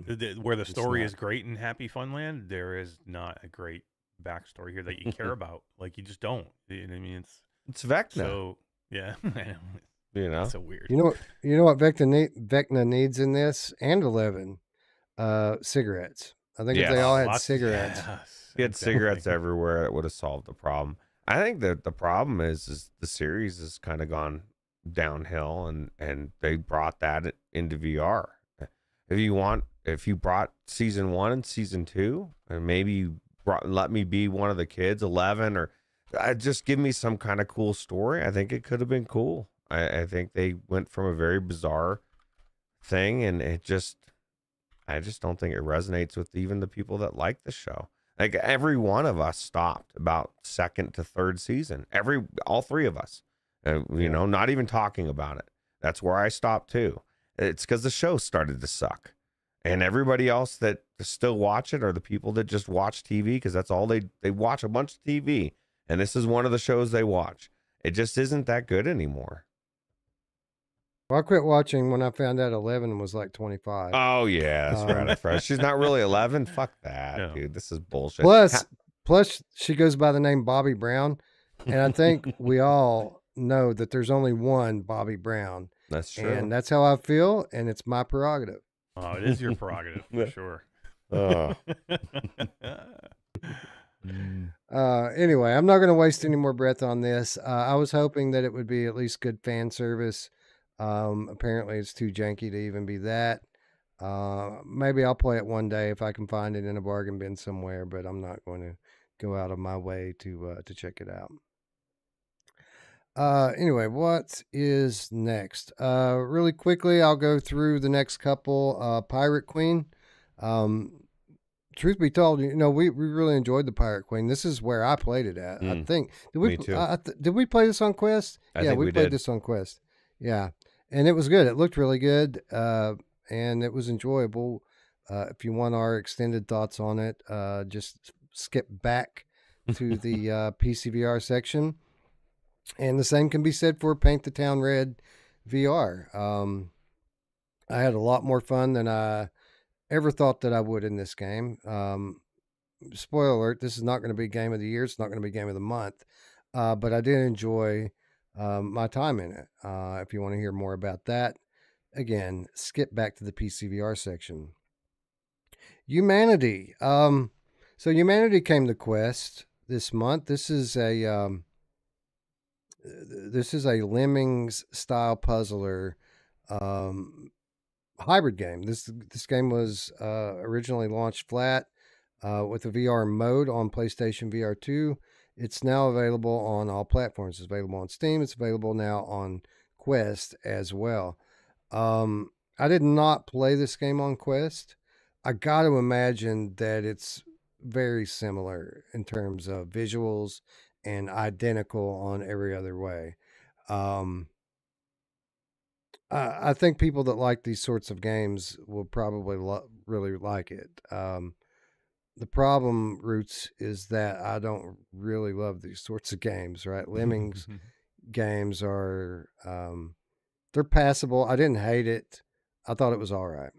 Yeah, I'm just not. I mean, I think back in early VR, I think there was that one that was like Christmas themed with soldiers and that was cool. Oh, you know what? It's funny soldiers. that you mentioned that. Yeah, it's funny that you mentioned that because notoriously absent from the PCVR and PSVR 2 list was 10 Hearts.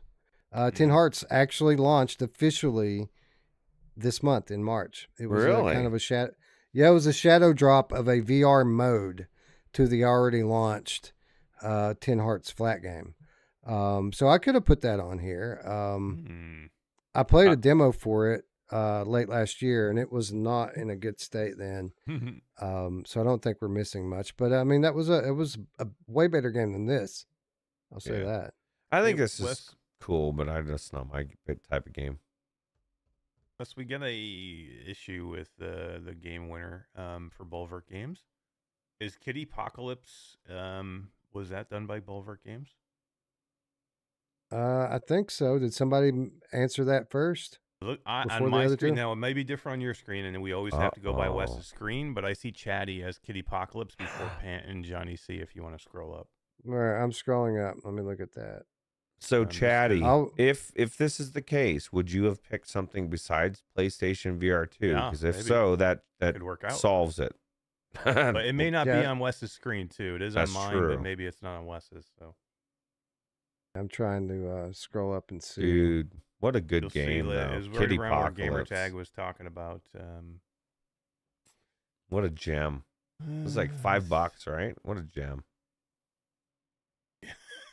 I've never played Kitty Apocalypse. Dude, that was one. No idea they made that game. I'm pretty sure was that one of those games, Wes, that we picked for because it was like one of those weird games that we were picking to make fun of, but it actually turned out to be really good.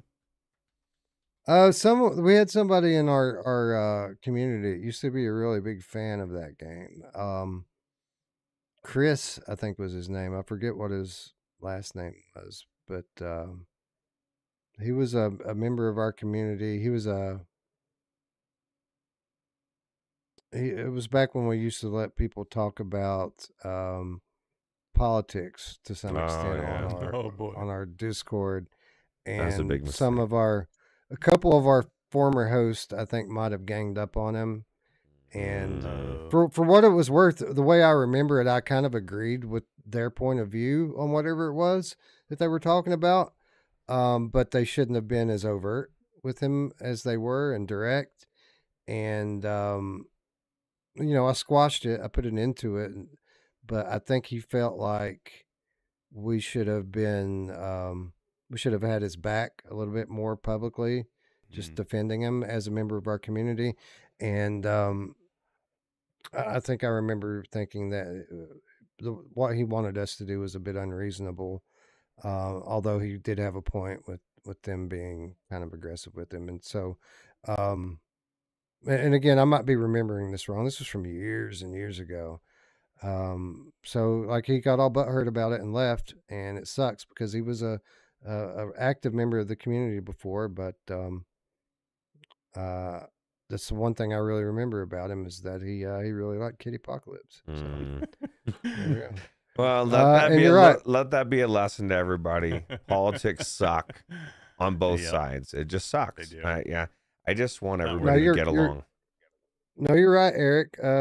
Chatty did answer first. So I bet Chatty would accept one of my 4 meta keys, right? Do you what platform do you prefer, Chatty? Yeah, Viveport Infinity. That's what it was. That's where we played Kitty Apocalypse. Kitty Apocalypse. It's good, Eric. It's actually no. You're thinking about Space Cats with lasers. Oh yeah, okay. I remember Space. I liked Space. I like Space Cats. Kitty Apocalypse. I've never played it, Eric. Is it good? Maybe. It might be good. Damn it. Yeah, you're right. Space Cats with lasers. So Chatty's taking the Steam version of Genotype. But here's the thing. We still have the 4 meta keys, right? 2 of them PC, 2 of them Quest. I think that cross-buy is active. It is. Like, that's how I have it on Oculus, is we got the meta key and I claimed it. So basically we have 4 meta keys, and you have to claim them slightly differently, but you get copies on both platforms when you take any of these keys. So yep, hit me up on chat on Discord, Chatty. You know what to do already. Okay. So where are we at? Humanity. Humanity's not as good as 10 Hearts, and I didn't feel like 10 Hearts was good enough to mention. So I think that says all we need to say about Humanity. Yeah. Yeah. Stilt, we talked about earlier. This also came out on Quest. The multiplayer is cross-platform, so you can play with your friends no matter what VR system that they're playing on. So super cool. But again, if you want to hear more about what we think on Stilt, go back to the PCVR section and you will hear. We move on to Major League Baseball Home Run Derby VR. So this is a game that just came out this past month for Quest that is pretty much exactly the same name in title, at least, to a game that came out years ago on PlayStation VR 1. I think this game came out 5 years ago, if it's the same game. And it may have been updated. It may have not been. It did not review well on PlayStation VR. I never played it, and I wasn't really all that interested in playing it.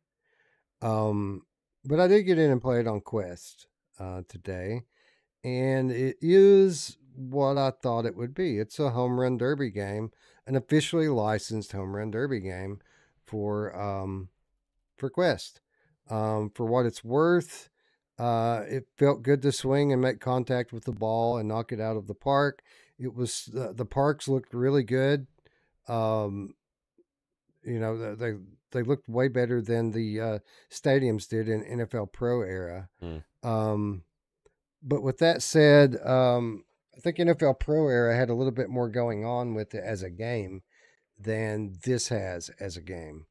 I think essentially what we have here is a pretty cool piece of fan service for baseball fanatics. If you're a big baseball fan, here's a chance to go and step up to the plate in your favorite team's stadium and knock it out of the park.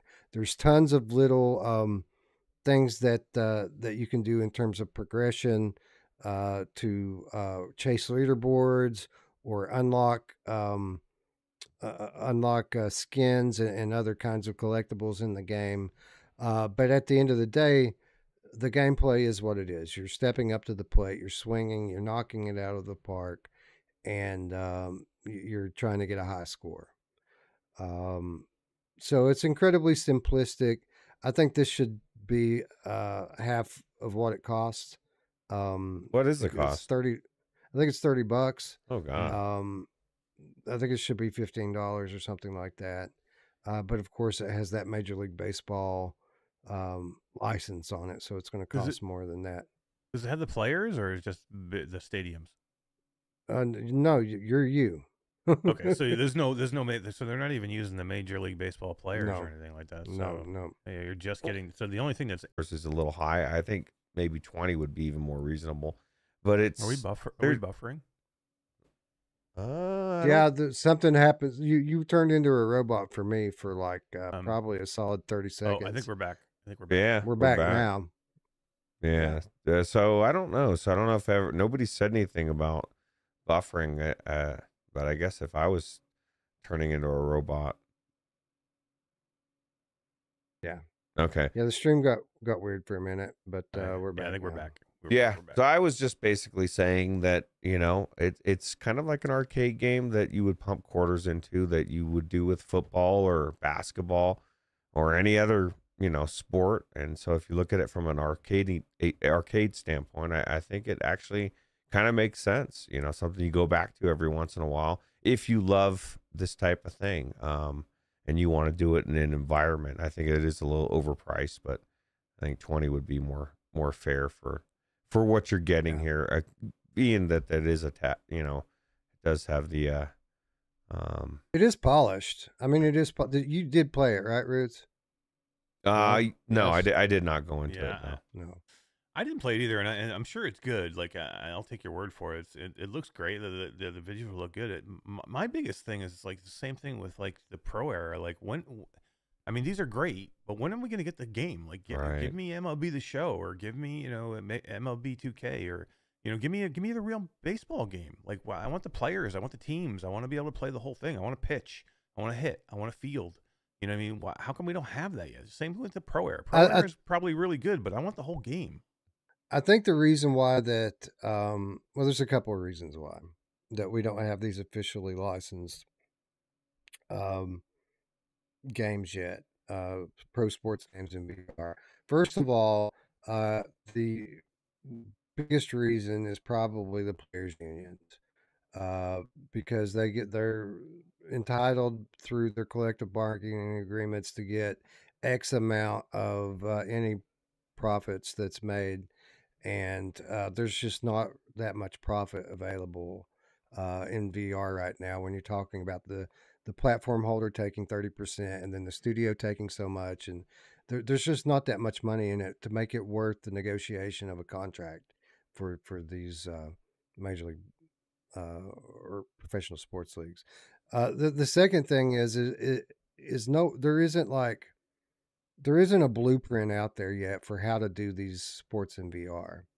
Like they could do it third person and make it like the flat versions are, but in 3D, which would be cool. But if you do that with the initial round of sports games in VR, everyone's going to complain about it, saying that it's not first person, it's not VR. I'd rather have that than some janky first person game that like the game works. Those games work, and it wouldn't be hard to put them into VR. It's very short sighted for these developers to think that way, or like. Well, I think a couple of things here. First of all, I think basketball and hockey you could do in first person VR right now, if somebody would put the time into getting the physics right. That's doable now. Baseball, I think baseball is interesting because I think it's the only sport that's paced such that you could do both with a baseball game. You could step up to the plate in first person, swing, and then have it switch to a third person for the play.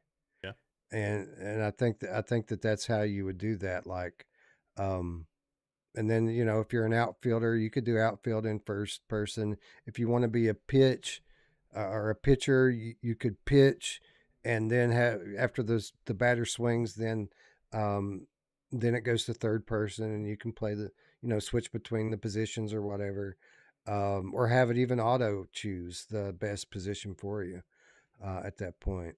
I think a baseball game is uniquely qualified for a hybrid approach here, first person, third person. I agree. I agree.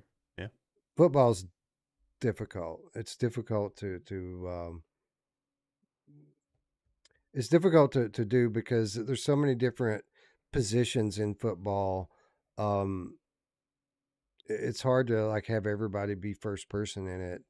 And if you're going to switch out of third person or something, it would be too jarring. There's too many plays. It's too nonstop. I think football, the way they're doing it with Pro Era probably is the way to do it. But they need to add more levels of complexity into that, more levels than just being the quarterback. And I don't know exactly how you go about that. I mean, maybe you could do running back. You could do. I mean, there's more things you could do. Like at least calling more defensive plays. Let me be a defensive. Let me play a defensive end. Or I'm not saying you get every defensive position, but I mean, there's ways you could do it. I think at least. Yeah. I mean, it's not going to be. I'm not saying it has to be Madden. You know what I mean? It doesn't have to be Madden. It can be something more than what it is. Like we're how many years in now? It's just it boggles my mind that we don't have it yet. Like Well, that's somebody's saying hockey too. Where's the hockey? I mean, give me Blades of Steel, man. Well, that's the thing. Like somebody was saying in there that not official teams, but pretty good. It doesn't have to be official, Major League Baseball or NFL or you know what I mean. Like, yes, we want to eventually have all the teams, but if you made a generic game that was amazing with no teams, nobody would give a shit. And then you would actually be able to, maybe you approach the teams after it's so good and they want to do it. Who knows? And they, you know what I mean? Like, but at some point you can't, if you're pigeonholing it just to have the Major League Baseball thing and the game ends up sucking. It doesn't matter if it doesn't matter. It doesn't matter if you have the stadiums or the teams or every fucking player in the world. If the game sucks, it doesn't matter. You know what's funny is we're sitting here verbally brainstorming the finer details of how sports games could be done in VR, but we're completely glossing over the fact that every sports game in VR fucks up something very basic, and it ruins pretty much all of it for me. And that is none of them have figured out two-hand interactions. Like if you play basketball in VR in any of these basketball games, you can only control and hold the ball with one hand. Yeah. And everyone knows you need two hands to shoot.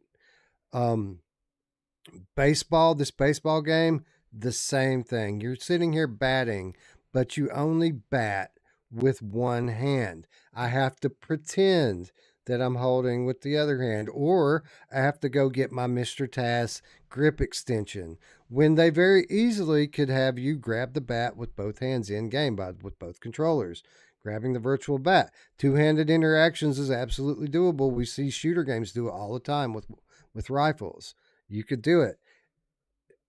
Even Walkabout Mini Golf will not let you grab the fucking club with your two in-game hands. And this is something that's easy. It's doable. No one does it. And for the life of me, I don't know why. It's weird. If you think about it, wouldn't it make Walkabout Mini Golf a little easier to control the club if I could have both hands? You know what I mean? Because that's how I do it in real life. And we're talking about immersion on every level. Yeah. Why is it any different? Now I got to throw my controller down and get an extension. And if I don't have an extension, I got to grab my wrist because that's about the only way to make it stable. It's funny. Like they're even partnering with accessory makers to come up with grip extensions, and people are praising them for it when the whole reason that they even need a fucking grip extension is because they won't do a two-handed in-grain grip, which should be like common sense. One-on-one. Yeah. Like no, everybody just glazes over that now and takes it for granted. Like just let me have both my hands in the game and grab the bat, the golf club. They're all long enough. The grip's the right size in game, but for some reason you won't let me put both of my hands on it. Like I don't get it. That's weird.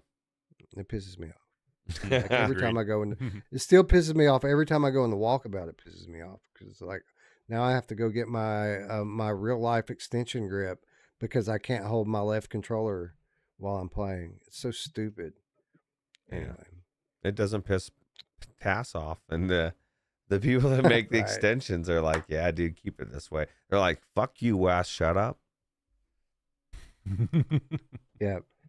So, we're far away from them being able to figure out all of these finer details about how to make these sports work in VR because they can't give you both of your hands right now. Yeah. I think we sat here and we were wondering all these things and they can't even do that. We should have stopped early, right? Yeah. So with that said, let's move on to another game I did not play. A game that I really am not interested in playing. Medieval Dynasty New Settlement. I wasn't even going to put this game on the list, but my boy Escape Portal DM'd me the other day and said that this game is awesome. He says it's really, really good. He said if it had better graphics, it'd be a Game of the Year contender. It's so good. And he said like me, he's not a fan of survival games either, and he only went in to play it for like a video, and went in and just it gripped him. Like it was so good. So I said, well, you know what? I'll mention it. I'll mention it on the show just because you said it's so good. I don't see it, man. Like this looks like another survival game to me, which, you know, are okay at best. It's not my favorite genre. And on top of that, it looks questified. Like, I think I'd rather go play The Forest. No, dude, Grounded. Fuck The Forest. Grounded is like The Forest times 1,000. Imagine you're a shrunken kid and you're with your 3 friends and you're trying to find your way around, and it's actually really cool. The sense of scale is amazing. But he swears. But he swears. Well, we should do Grounded then. He swears this is really, really good. That the gameplay is so well done in this that it's instantly addictive, and that he was surprised. Well, what did Todd say about it, Eric? Like, I didn't watch Todd's video. I skimmed over it. Did he enjoy it? He did. He loved it. He said he played about 6 or 8 hours of it. Wow. Absolutely loved it. Yeah, he said it was really good. I didn't realize this was a flat game, apparently. Yeah, he said he said he had played it flat too, so he knew kind of about the game. So, hey, I mean, I didn't play it either. And I did not, look into this at all. I didn't watch any videos, so I don't really have much to say about it other than Todd absolutely loved it. And if you want to go check it out, he's got a video. If you go check it out. There you go. Q2CVR Gamer. Look it up, ladies and gents. Escape Portal as well. I spent 6 hours in a different game. It was not this one. I did not go into this one either. I don't know, man. I'm not a big survival game person at all. But I think it looks like this game is very deep and intricate. And it looks like if you are a survival game person, it's probably pretty cool. It's medieval too, right? So it's like going to be a different type of survival. Yep, I don't know, man. I just thought we'd give it a mention because Escape Portal says it's good, and he's generally pretty spot on with his opinion. So there you go, ladies and gents. If you're into this type of game, Medieval Dynasty, new settlement available now on MetaQuest platform.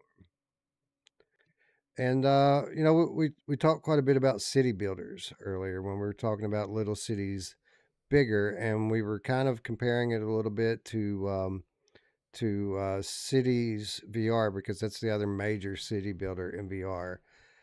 Until now, Tropico, which is a fairly well-known traditional city builder, has now made its way to MetaQuest. And Ruuts, you often talk about how these flat games need to bring the whole game into VR. Well, here you go. This is not a VR offshoot of the Tropico series, of which I think there's like 6, maybe 7 different games already. Damn. Yeah. This is Tropico in VR. So there you go. Yeah, we don't have access to this, right? I probably would have checked it out actually, because I think this looks intriguing to me. You know, I'm not a big city builder person, but like I like unique types of things, and I want to be a dictator. You know, like I want to. Yeah, that's who doesn't? To me, that's kind of the cool angle that this one takes. It's not just a pure city builder, but it has like a political aspect to it as well. And it's not American politics, right? This is third world banana republic style stuff. So you got to get kind of dirty with it, which is a cool concept, right? Like, that's very cool.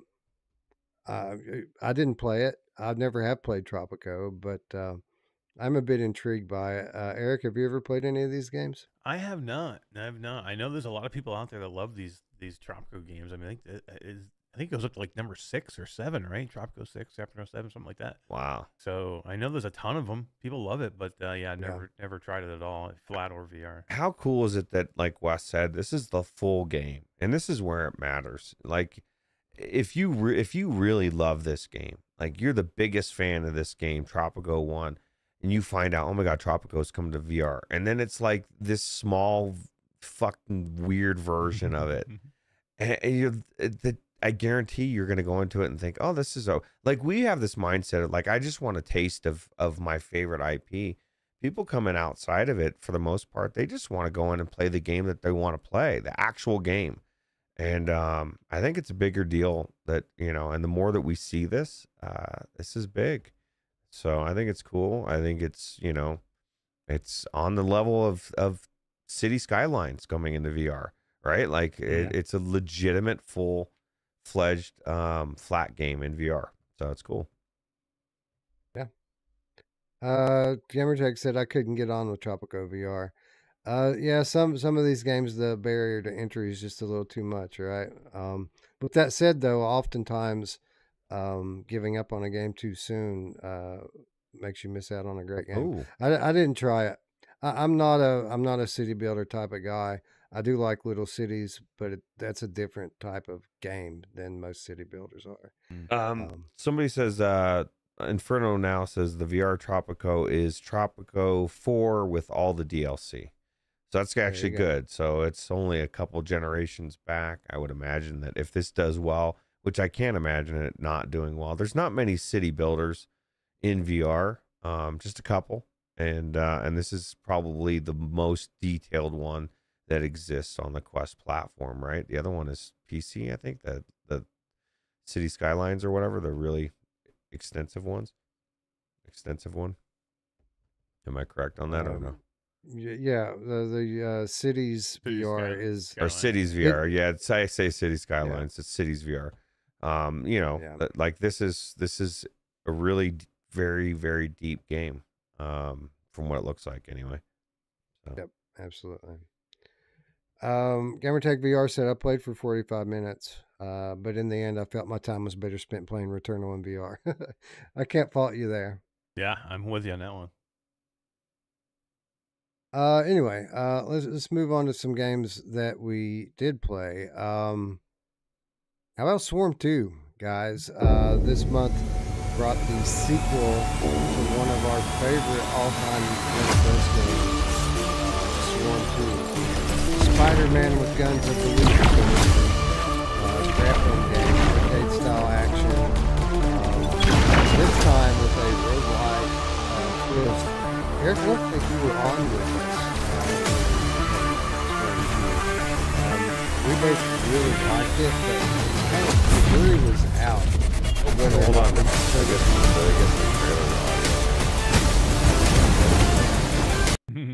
What'd you guys think of the trailer audio? Was it loud? Yeah, someone said sound. It must have been a little tad loud. A little loud. That's a big deal. I just wanted to see if everybody was paying attention. If it was awake at 3:35 in the morning. Wake up. Okay.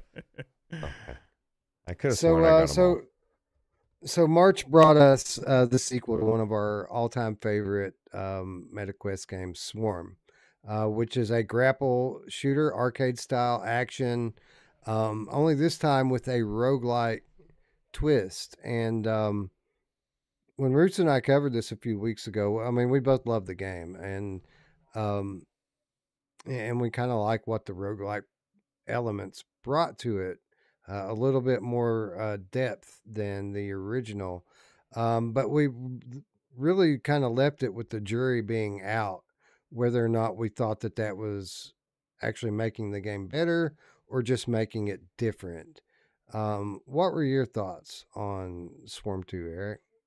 I loved it. I thought it was great. I'm just a big fan of roguelites, and I was a big fan of Swarm already. So I like that it gets me out of just the confines of those arenas that they had last time, which were fine, but you can't do the same thing over and over again. So I'm glad they did something different.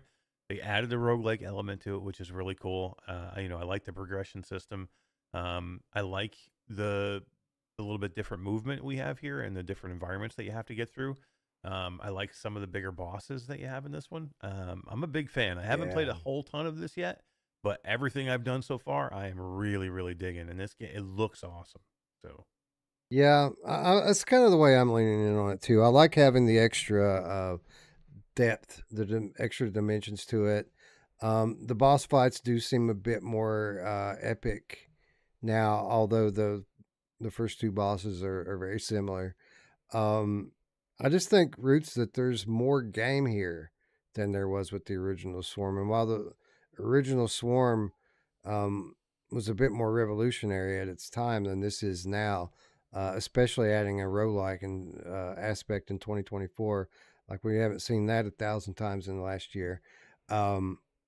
It is effective. It does what it's supposed to do, right? It adds replayability. What I don't like is like when a game like Synapse comes out and they lean on that roguelike to extend the gameplay out unnecessarily, right?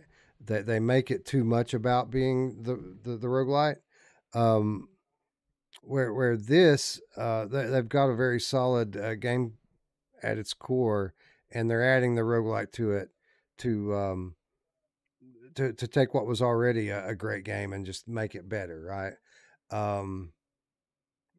The thing that I'm still kind of undecided about is a lot of people think that the movement system in 2 is identical to the first one. It's not. It's different, and I still haven't quite gotten used to that.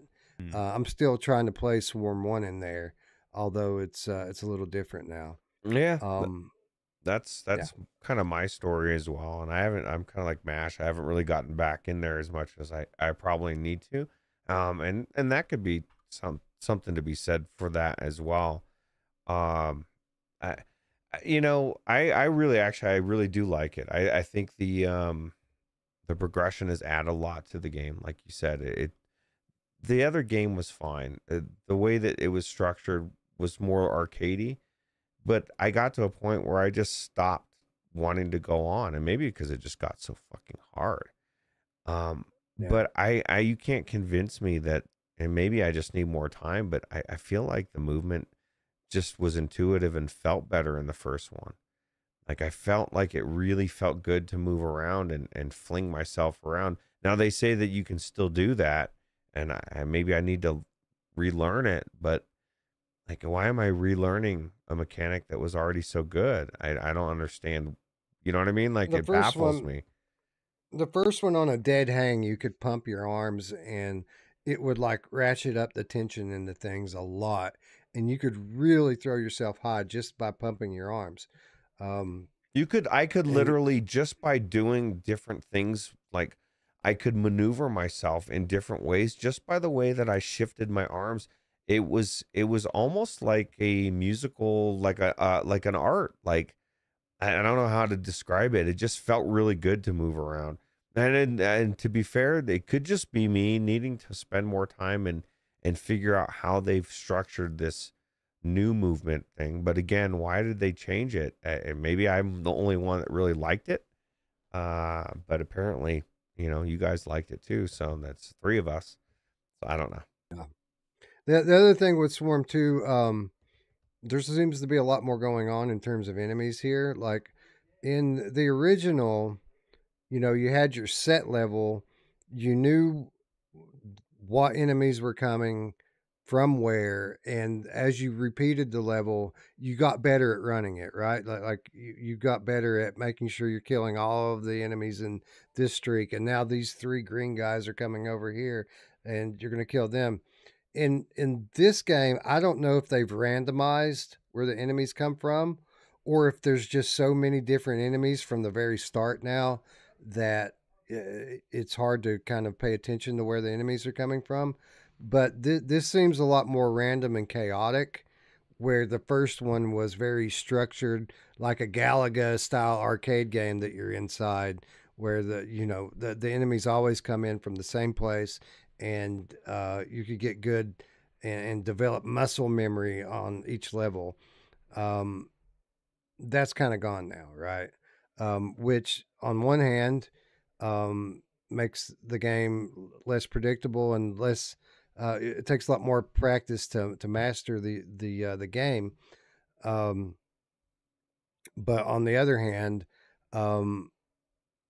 like I kind of like being able to go in and practice and get really good at this level and then finally getting over this level and going into the next one. So I'm still kind of a two minds with this one. There's one thing that's absolutely certain is I think it's a great game. I like Swarm 1 and I like Swarm 2. They're both great games. And I just don't know which one I like better at this point. You know what's weird is like I'm sitting here thinking about like if I was to want to go play one of the games right now, instinctively, just hearing you talk about them, it made me want to go back and play the first one. Like, because I the same things that you liked, because it's more of a leaderboard chasing game. It's an arcade game, you know? And so like everything is the same. And so you're trying to beat that level and it's fucking hard and you're playing it over and over and over again. And there is repetition to that. And so I think I prefer that type of game in these two so far more. But that doesn't mean that this game isn't good. And it's a different game. It's a completely different gameplay loop. And so like it, you know what I mean? It's almost, I don't want to say apples to oranges, but in some ways it is, right? Because they're just so completely different types of games. But I do agree they're both worth playing. So here's the thing. Maybe listening to me describe it would have convinced someone who doesn't have either one to go buy the first one instead of the second one. Me personally, if I were to go choose right now and I had to go play one of these games, I'm going into 2 without a second thought. One, because it not just because it's a newer game that I need to get more time in, but there is a lot more going on here with this. It's a bit more in terms of complexity and challenge than the first one was. And I've played the first one, right? Like this one gives you fresh elements on every run, while the other one, again, maybe it's a good thing, maybe it's a bad thing, or maybe it's a little bit of both. But the first one is what it is every time you play it. But my problem is I never finished it. Like because I played it on a certain level and I refused to lower the level, right? And so like there's so much of that game I never saw, and I really, really enjoyed beating my head into the wall until I got past the level, right? So that's why I'm saying this as far as my explanation. So I don't know, man. I don't know. I know this is one of the best games that have come out on Quest this year. And the first one was absolutely one of our original Quest favorites. So, yeah, I think they both get my recommendation. Yep. And, yeah. Yeah, I like it. Most months this would be a shoe-in for Game of the Month on Quest. This is better than most games on the Quest right now. But the problem is that this wasn't the only great game that came out on Quest this year, as Max Mustard from Toast Interactive also dropped on Quest this year. This game being a completely different type of game to the action shooter Swarm. This is a classic made for VR third-person platformer with first-person elements. Eric, this game takes heavy inspiration from Astrobot Rescue Mission. There's a lot of similarities here, but there's definitely some other areas in the game that are a bit more like VR Adventure, either of which you can't go wrong with. This game is in rarefied air in terms of VR platforming. I think the 3 that we just mentioned are in a league of their own, and the fact that we're mentioning this in the breath with those other games should tell everyone what they need to know about it. Absolutely. There's not a ton of these games out there, so I mean, this is absolutely one that you should get if you're a platforming fan at all. This is one that you should absolutely get. It's really good. It is definitely has heavy Astrobot vibes. So if you like it, if you like Astrobot, you're definitely gonna like this here. It's just really cool. And like I said, there's not a ton. Like we don't get these often. So when you do get them, and they're done right and well, take advantage of it. Go get it.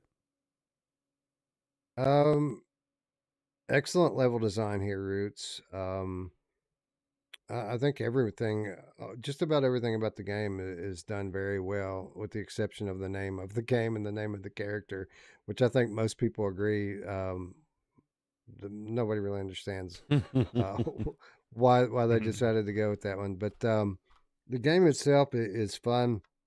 The level design's good. The sound design's good. It's very good looking on the standalone headset, and it's fun to play. That said, it isn't exactly hard. Like some of the levels get somewhat challenging, but there's no fail state. There's no game over. There's none of the consequences that come with the classic platformers that this game is trying to fit in with. Yeah, absolutely. Well, and one of the things too, it actually takes, at least I think so, that it takes inspiration. I've been playing a lot of the Crash Bandicoot 4 or time something in time, or I don't know what the hell the name is, but in the OVRDARK mod, and it's the movements, the way that he moves around, the spinning, the blocks, a lot of it is very similar to that. And that game is fucking hard, man. Like I'm telling you, some of these levels I'm getting to, because it just came out last year, is crazy, but it's amazing. And I would put Max Mustard in that, with the exception of what you just said in the the no real penalty for death as far as that goes. The levels just get better and better, every single one of them. Like you think that the first world is like Radio Runt was telling us, me and D, he's like, I don't know, Max Mustard's not that, it's not the best. And we said, well, did you play more than the first world? Like even the first couple levels. He said he only played like a couple levels. I'm like, dude, you need to get back in there and try this, because the gameplay just gets better every level, right? It's that's true. That is true. It does get better. It does get more complex, and it does get somewhat challenging. Yeah. The progression's really cool. Like gathering the coins, I like that you can actually spend the coins in this game. That really adds a lot of variety to the gameplay. And I guess if you wanted to make it more challenging, you could try not to spend the coins, right? And just go through it with your regular abilities to the best of your the best you can. I don't know if I could do it without the Skiva Slam. I don't know. I really enjoy this game. So much so that it's probably my pick for game of the month. It's the one, like, this is how I'm judging games. I mean, obviously you judge which is the best game, which, this game and a couple of the other games are phenomenal. Swarm 2. This is the one game that, like, I legitimately looked forward to going back into and have gone back into because I wanted to go back into, not because I'm talking about it for the show, but just because I wanted to play more, which I don't do that in a lot of games these days. I just really enjoyed and have fun in this game. There you go. So we're in a bit of a unique situation here, Eric, because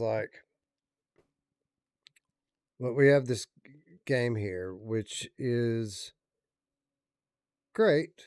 It's a great platformer. It's probably the third best, and if not, I mean, it's arguably the second best. I think Ruuts would say that this is the second best VR platformer that we've ever seen. And there's not that many. There's not that many platformers in VR. Versus Swarm 2, which I think is the other real nominee from this month's lineup. Which again, absolutely great, absolutely unique. There aren't a whole lot of games like that in VR. So I mean, how much of this? I mean, they're both completely polished. They're both. I mean, it'll probably take you longer to beat a game like Swarm. Swarm's definitely the bigger challenge here. Swarm 2's way harder than this. Like, wife picked this up the other day and started playing it, and I think she played it for like 3 days, a couple sessions per day, and she's about to finish the game. Like it's. But to be fair, like, I could have beaten Astrobot quicker than that. Like I've stretched Astrobot out because I enjoyed it so much that I didn't finish levels for a month because I didn't want it to end. Right? Like those levels aren't hard. So some of those levels are hard, especially the boss fights. Like some of the boss fights in Astrobot Rescue Mission, I had to do like a couple dozen times before I got through it. Anyways, we're not putting it up against Astrobot. Like Astrobot's the best, but yeah, I don't know. What do you think, Eric? Swarm 2 versus Max Mustard. What are you going with here? I mean, I had a lot of fun in both of these, and I am almost probably through Max. I've been playing Max for a long time, and I think it's a highly polished game. And again, it's a platform that everybody should go get. I'm just in love with Swarm. I mean, I'm in love with Swarm. I'm in love with Swarm 2. I like roguelites. I like what I'm seeing here. Like, I can't wait to get... This is a game already. Like, Max Mustard, like, when I beat it, I'm done. Like, this game, like, I think I could go back into Swarm 2 a lot, especially once... And Ruuts is right with the movement. It's not as maybe as easy as the other one was, because, again, the other one was just you're in one basic arena, and you could just kind of kept flinging yourself straight up in the air, and you'd be fine. Here, it's just a little bit more challenging, because it's almost like an obstacle course now, and wrapped around like a whole little level. So, but I like it. I like the challenge to it. I like that I'm not just confined to an arena, and I love the roguelite. So I'm just really in love with it. And while I think both these games are great, and I would be absolutely fine with doing a runner up here, I would go Swarm first, and then Max Mustard for me. Swarm 2 first. Yeah. So that's the thing, man. Like, it's weird, man, because like, I feel like Swarm is more my type of game, right? I like the challenge and replayability. I like it as an action shooter. But I have to be in a certain way to get into a game like that. Like Max Mustard is a game that I could pretty much pick up anytime and enjoy. Where Swarm, I've got to be ready. I've got to be ready to go to fucking war. You know what I mean? Before I even put on something like that, because I know how hard it is and how much frustration it's going to give me and how much effort it's going to take to play it. While this, I'm going to come up against some challenges, but by the third time I try something, I'm going to get through it, Mm-hmm. So I don't know. I don't know which way to go with it. I'm torn. Rip Torn. Remember the game? Remember that game, Torn? Torn. Oh, Yeah, what remember that game, gem. Tornuffalo? Oh yeah, that was a real gem. When's that one coming to Quest anyway? Yeah, huh? that is definitely questified. Well, there's no legs in Quest, remember? You need I literally need to have you have their kick or whatever. Yeah, the kick. Yeah. Well, now you won't have to jump over stuff anyway. It's true. Rad Boy, amazingly enough, I don't know what it is with Swarm, but I have never heard anybody saying they got motion sickness in it. Like, as a matter of fact, if you looked at the trailer, like literally, it says in the trailer, Swarm 2 trailer still does not cause motion sickness. So I believe that's one of the things that they didn't solve. They just haven't figured out how to not cause it. So. Well, there's something about the way that they designed their game and the movement system in it. They figured out a way to hold people's attention on where they're going just the right way to keep people from getting motion sick in it. It was true of the first game. It's absolutely true of the second game. So yeah. So we're stuck here, guys. I don't know which way to go. I think I'm with Eric here. I think Swarm 2 is more of a game for me. And if I had to vote on which game I like the best out of the two, then I would probably vote that way. But if I were to go and I had to play one of them immediately upon ending this 3+ hour stream, I definitely don't have it in me to play Swarm right now. But I could probably get on with another hour of Max Mustard just fine. I know Max Mustard was the way more popular of the two titles in terms of what people are thinking. And I do have a poll open right now, and it's about 2/3 in favor of Max Mustard over Swarm 2. Although not that many people voting anymore. And I know you guys have played this damn game. I don't know what people aren't voting. Well, maybe we just I wonder how many played Swarm and haven't, because I bet you more people have probably played Max than Swarm, don't you think? Well, yeah, because I mean, a lot of people are testers too, right? That have been in our communities. So, I don't know. I mean, maybe we just do like what we did with the other one, except for like Eric said, seems like Swarm 2 clearly wins your guys' vote, but keep Max Mustard as the runner-up. I think it definitely deserves to be talked in the conversation. Yeah. It's the best platform where I've played next to Astrobot, you know, and that says a lot because VR is like, I love VR more in a different way, but this to me is more traditional. I don't know. I guess, I don't know. It's different. This is more VRified, I guess, in a sense. You know? Yeah, in a sense. In another sense, though, I like the challenge in Ven. Even the nerfed version of Ven is more challenging than this is. Right. Absolutely. So yeah, I think you're right, Ruuts, and you know, for what it's worth, doing a winner and a runner-up is essentially a draw in effect. Both of the games will be nominated for Game of the Year. So as we finish Max Mustard, as we get more time in Swarm, this absolutely could turn around by the end of the year. True. And stranger things have happened. Yeah, I could be going on and on about Swarm too, because I you know, I think what Eric said is true. Like as far as the progression and maybe you you know, you need to move differently around these environments than the arena, and so that's why it's changed. So. Shades of Grey Matter says hopefully Max Mustard gets a harder difficulty and maybe some DLC. I'd be all for that, but like they could even leave the regular campaign alone. Just give me a Kaizo DLC with like another arc full of super difficult levels with lots of jumping and pixel perfect platforming. Then it'll be right down my alley. The Virtual Strangers level. Yeah. Or DLC. Boy. So yeah, I think that's what we're going to do. I think I'm going to vote for Swarm 2. For what it's worth, the majority of the people in chat, 3/4 of the people in chat, voted for Max Mustard. So this is about as pretty much as close to a draw as we ever get right here. But there must be a winner, and this month the winner is Swarm 2. How crazy is that? You know, like I'm Mr. Depth and progression, and I, you know, like you would think if you came into this, you'd be like, "There's no way Ruuts doesn't pick Swarm 2. It's got all this extra progression." It just tells you how much I really like this game, Max Mustard. It's just so good. Definitely good. Yeah, it's great. It's again, it's on the all-time list for that genre. Yeah. Yep.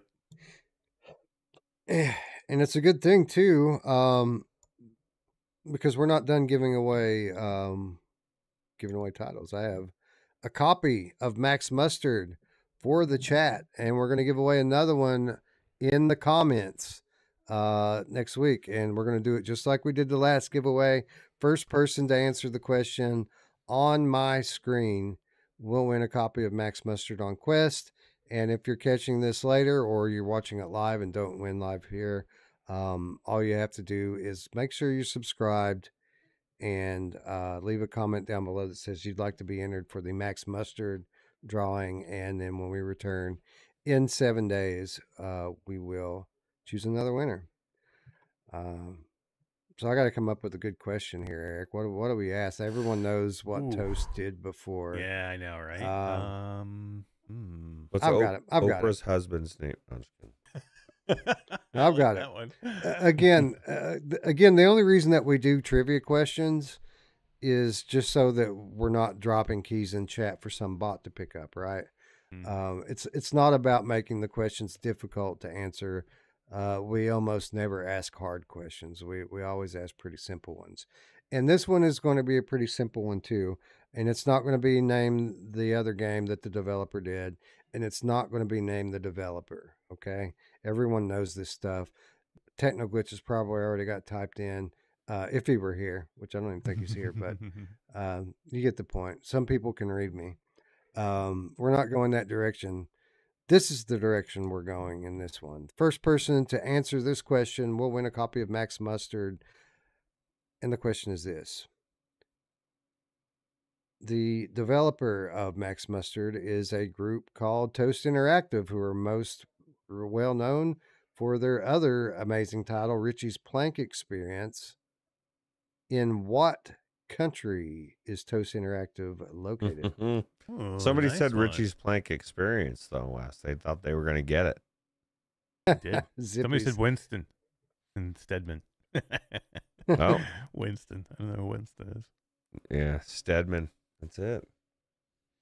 Roy Schwartz is on it. Rad Boy. Rad Boy says Sweet On. Is that right? I wonder what Dawn is, by the way. I think we got a winner. We do. Rogue TR, you are the winner, my friend. Congratulations. You're correct. Yeah, they are located in Brisbane, Australia. You win a copy of the real winner of the game of the... No, just kidding. My winner of Game of the Month. I like it. I think it's the best platformer out there, man. It makes me want to go play it right now, but it's so late. A little too late. We ran a little bit long. Of course we did. I mean, fucking how many games did we talk about tonight? 25 games? Or no, probably closer to 20, but still, we typically talk about 15. I'm glad we went long. They deserve it. We didn't have a show on Friday, so it's good to have a long show. Yep, that's true. There you go. And you know, as strapped as our time has been, we played most of these games, and not just for a minute. Like even the ones we intended to play for a minute, we went in and played more of just because we enjoyed ourselves. It was a good month. It was a good month for VR. No matter what platform you're playing on, there were multiple good titles out this month, and on some of these platforms, like some really like exceptional, very good games. Yeah, it was a great month, March, and I hope if April is half as good as March was, then we're going to have another long episode in 30 days. Yeah, I think it's going to be. I think it's just going to keep getting better and better from here.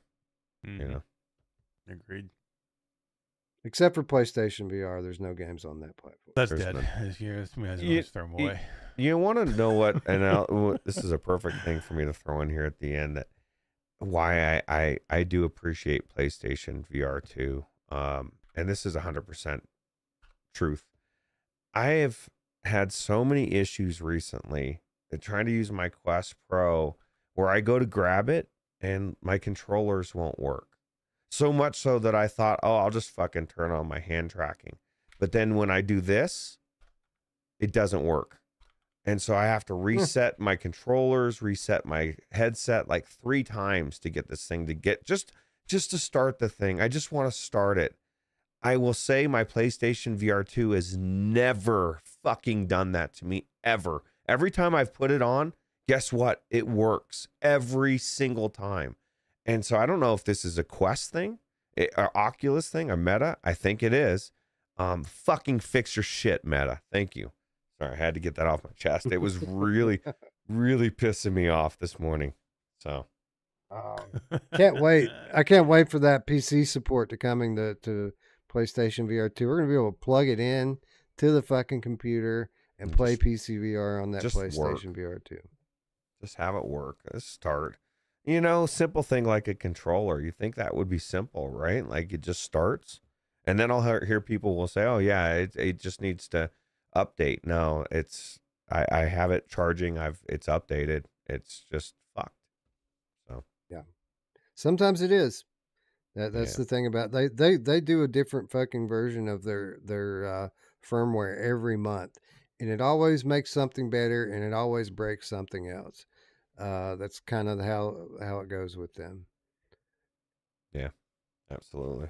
I don't know. I don't remember what the game it was that was in this post, but I saw a social post of someone who had their PSVR 2 hooked up to their computer playing a game. I can't remember which fucking game it was. It might have been Half-Life Alyx. but they were using the unofficial driver, the Ivory driver that the guy's been trying to develop for the past year. They had it plugged into the computer using the virtual link adapter. He didn't have the card like the old 20 series cars that had virtual link on them. He had a virtual link adapter going into an NVIDIA card, playing, testing head to head with Meta Quest 3 and PSVR 2 playing the same game. Both games running at 120 hertz. But he had more overhead and more stable frame rate on PlayStation VR 2. With the unofficial driver, it was running better, and he had more overhead to upscale and stuff when he was running it, versus Oculus Link. So if that's a sign of things to come, it's a very promising sign of things to come. Yeah, absolutely. My thing is and I hope it is a sign to things to come, because I use this example for a reason. Like, I've never turned my monitor on and just had it not work every once in a while. You know what I mean? That would be so frustrating. It's just certain things we just accept because that's just the way it is, and I guess really we have no choice. Or at least I don't. But it just is so frustrating. I sit here sometimes and I wonder, like, why I don't want to go into VR sometimes. And then I remember it's when when I have to get in there for the show, and it takes me 45 minutes just to get in there. The next time I want to go into my VR, I guarantee you I'm going to think about today, and I'm going to wonder, do I want to take the chance of 45 minutes wasted just trying to play my game? You know, like that's a big deal. It really is very frustrating. You know, Backsorn VR coming in at the end here with a $3 US donation. Thank you, Backsorn VR. Says, have we worshipped medieval Dynasty VR today? See, there you go. There's another example of someone who's obviously a fan of this game. I think we haven't played it. It does not look like my type of game, but it looks, just from the trailer and from what everybody said, like it's very, very deep. And I think I could probably actually get sucked into it because of that, right? So yeah. So who knows? Maybe we'll pick it up. Maybe the developer sees this and sends us a key, and we have no choice. Yeah, that's the truth. If we would have had a key today, we'd be talking about what it was like. Well, I guess MASH does have a key, but Wes and I don't. So, Rad Boy says flat to VR forever. Hell yeah, life. Brother, represent. Yeah, it's revolutionizing everything. We're trying, right, Eric? We're giving it an attempt, right? Dude, we are gonna do everything we can possibly do to bring you the most amazing games that you want to play, and that's all I can say about that. Word. Word, stay tuned. With that said, we got work in just a few hours, so we're going to have to take a nap really quick here, guys. But we want to thank everyone for staying up late or getting up early to hang out with us tonight. Ruuts, we did it. Game of the month. We got one in the books. Boom. And I feel like we made up for not having one in January or February with tonight's episode. Yeah, absolutely. And there's only a couple games that we missed out on those, and like you said, they'll get added in there. So yeah, absolutely. So with that said, yeah, thanks everyone. Be sure, if you haven't already, to subscribe, ring that bell, like the video, click the thumbs up to help us overcome and defeat once and for all the evil YouTube algorithm. It's an ongoing fight, but we must fight it, because if we don't, who will? Yeah. Definitely. If you're already, I'm sorry, go ahead. I said definitely. Gotta fight it. Yeah. If you've already subscribed and you want to do something a little extra, you can support us on Patreon, where as little as $3 per month will get you access to our weekly show notes, insider updates, and exclusive content. Speaking of which, immediately following this episode, we're going to publish an exclusive 90-minute gameplay of Weird West, the game we'll be talking about on the next episode of Strangers in the Night. Ruuts recorded a gameplay to say thank you to our patrons, and that will be going up immediately following this episode. If you don't have any money to donate, we understand. We don't either. So the good thing is that you don't need any money to join us on Discord. There's an invitation link down below. It's absolutely free to join. We're in there all the time talking to people, hanging out, talking about VR, talking about other stuff. It's where our community lives, and we invite you to join us. Just click the link, come in, and we will say hi on the other side. And with that said, friends, I'd like to thank you all once again for watching. For Ruuts and Eric, I'm Wes. We'll see you maybe tomorrow. Maybe Friday. Who knows? Maybe Thursday on QC. Maybe every day. Man, every day. We'll see you next time, folks. See you later.